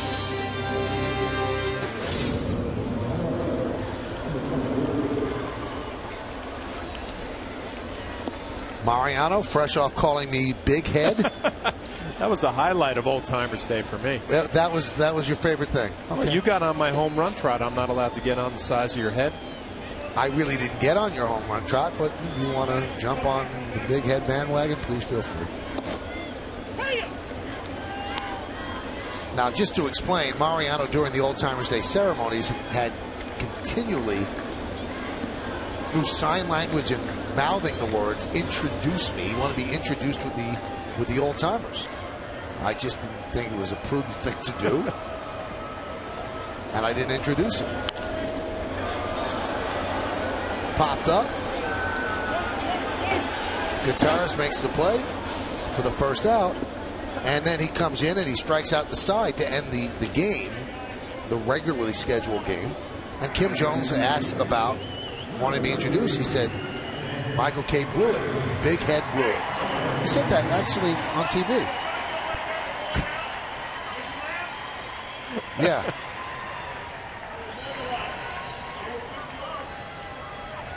Now, he and I, through the years, he will walk by me in the clubhouse and he'll go, Cabazon, which means big head in Spanish. And I call him Cabecito, which is little head. And that's the thing that we kept private till he had to tell the world about it. Pitches outside the Swisher. Now, who had more fun Old Timers Day, Jorge Posada or Mariano Rivera? I actually believe it was Posada. I think he was like a kid in a candy store. Rivera's having fun now.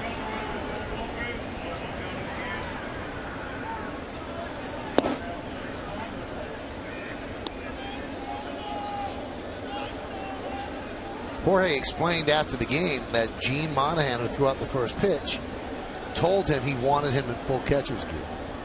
And then Jorge said, well, I'll put on the shin guards and the chest protector. I don't have a mask anymore. And Gino said, go find one. Nick Swisher laces one to left center field. It's a base hit. And it's going to get past Morgan and go to the wall. Pena will round third. He'll score. And Nick Swisher's hot hitting continues as the Yankees lead 12-2. I've talked about this before with Nick Swisher and Jorge Posada. When you dig yourself a hole early on in the season, you have to grind out every at bat, and Nick Swisher does that here. The big 9-run lead. He's still up there going the other way, driving it the other way, and Pena's going to be able to score. Give the Yankees a 10-run lead. Gene Monahan enjoying it. A little high five. This is telling Pena to stand up. No need to slide.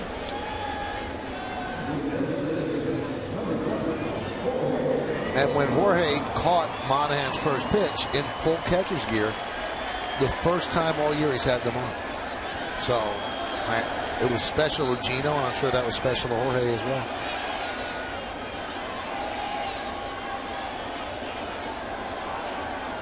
Here is Posada. There's a strike. I think Gino threw a great pitch. It was one of the special parts of Old Timers Day, honoring such a good man. And the present day players just loved it. They just, I mean, they really liked this guy so much. I think they were all so looking forward to it because all of it was a secret to Gene, and they knew it. No idea.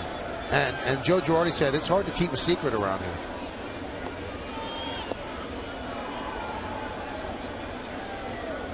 Jorge said that Gene Monahan even made him put on spikes to catch the first pitch. He wanted it all right. Well, it was all right. That one is looped into shallow left center field. And a nice running play by the speedy Gomez for the second out, taking a base hit away from Posada.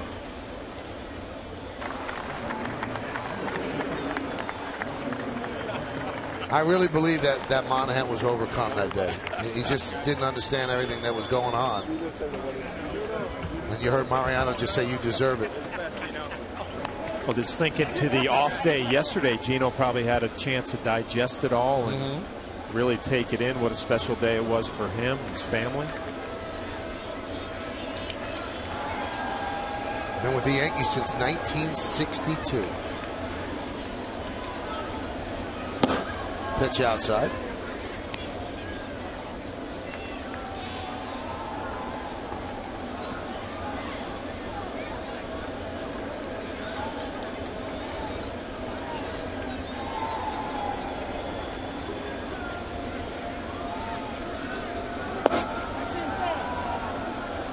Count 2-0 to Russell Martin. Martin's 1 for 4 tonight with an RBI.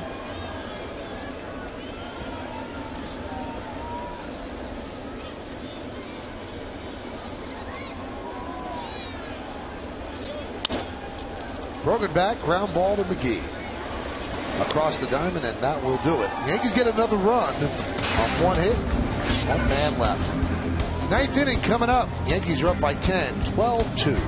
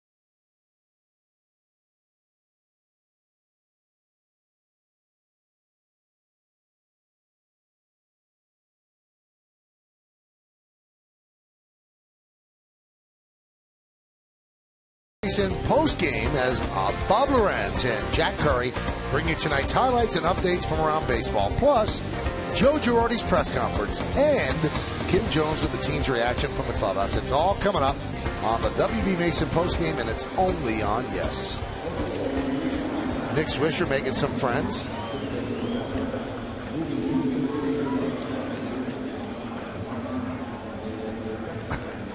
I hope that's a brother and sister. Whatever it is, it's upset. Somebody's upset there.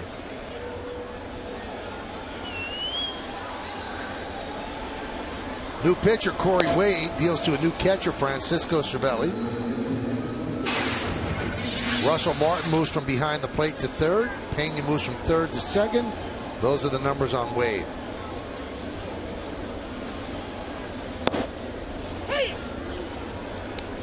Matt Gamble 2 for 3. There's Russell Martin at third.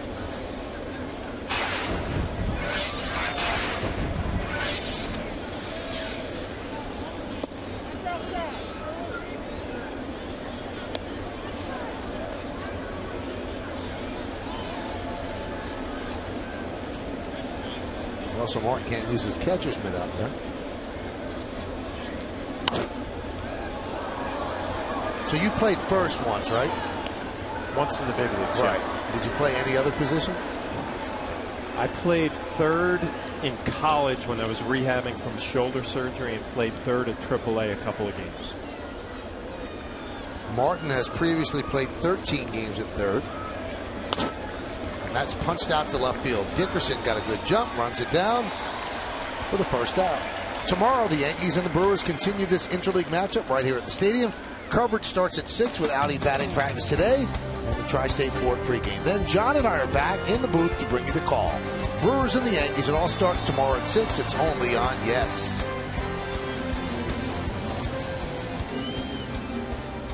Pinch hitting for Betancourt is Josh Wilson. Betancourt was 0 for 2 with a sac fly.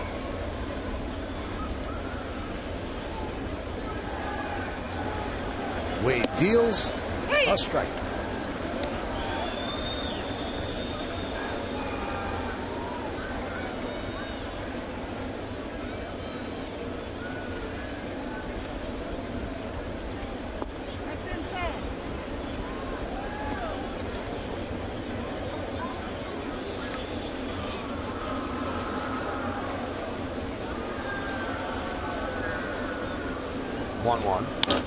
Line drive to left field. It's a base hit. So Josh Wilson with a pinch hit single here in the ninth.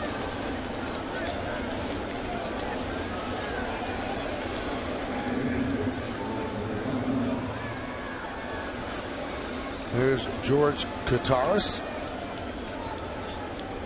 His first at bat. Jonathan Lucroy was 2 for 3 in this spot. Swings at the first pitch and pops it up. Swisher's there and puts it away, and the Brewers are down to their final out.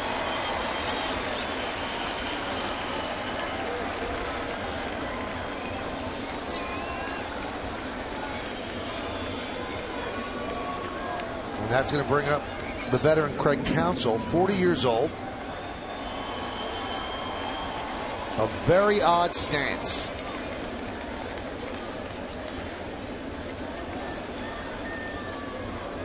He's actually changed his stance.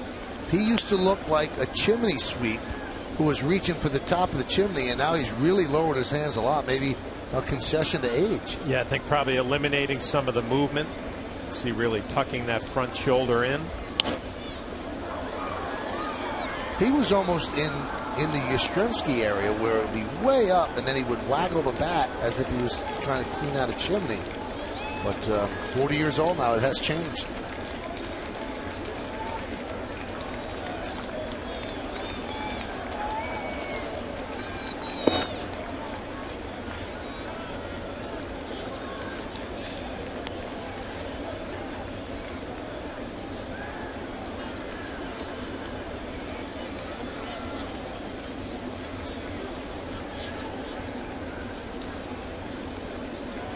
The 2-1.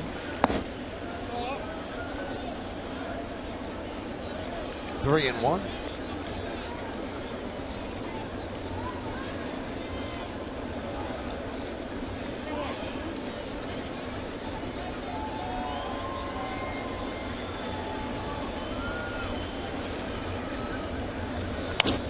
That one is skied to center field. Gardner is there. That'll do it. Put it on the left side as the Yankees win this one 12-2.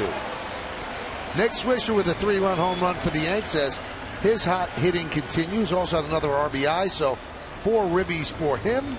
And they do their celebratory dance in center field.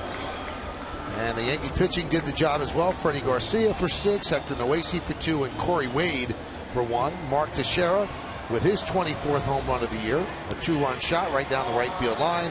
And Joe Girardi's team now a team high, season high, 15 games over 500. Stick around for the post-game show to find out who's tonight's Chevy player of the game. This team continues to impress, John. They continue to go out and win games. Yeah, and it's not the way you thought this one was going to play out with Zach Greinke out on the mound, but the Brewers played a little sloppy game early on. The Yankees took advantage, scored 12 runs, and Freddie Garcia continues to do what he's done all year and pitched pretty well. Now, I really feel for Kim Jones right now, because sometimes there's guys that you interview and you're just going to have to pull it out of them. You're just going to have to make every question count. Kim, I don't know how you're going to do it. I know you got a tough one there with Nick Swisher. I know. It's hard to get him to be enthusiastic. It's hard to get him to smile. There we go. Nick Swisher, you guys are on quite a roll, winning series. You get a good start in this series tonight. What are you seeing click team-wide right now? Well, I feel just the lineup, just all together is kind of meshing together. You know, guys are picking each other up in big spots. Obviously, we got Tex, who's on fire, driving in runs left and right. And just totally good job today by Freddie. I mean, what a great job. You know, I mean, all you got to do is look at the scoreboard, and those guys kept us in the game, especially going up against a tough guy like Greinke. He's got 3+ pitches, and we took advantage of a couple early fastballs. How did you make life so difficult on Zach Greinke, though? Well, you know, he's tough. I mean, I think the biggest thing is we tried to say, hey, let's make him throw strikes today. Try and get his pitch count up as best you can.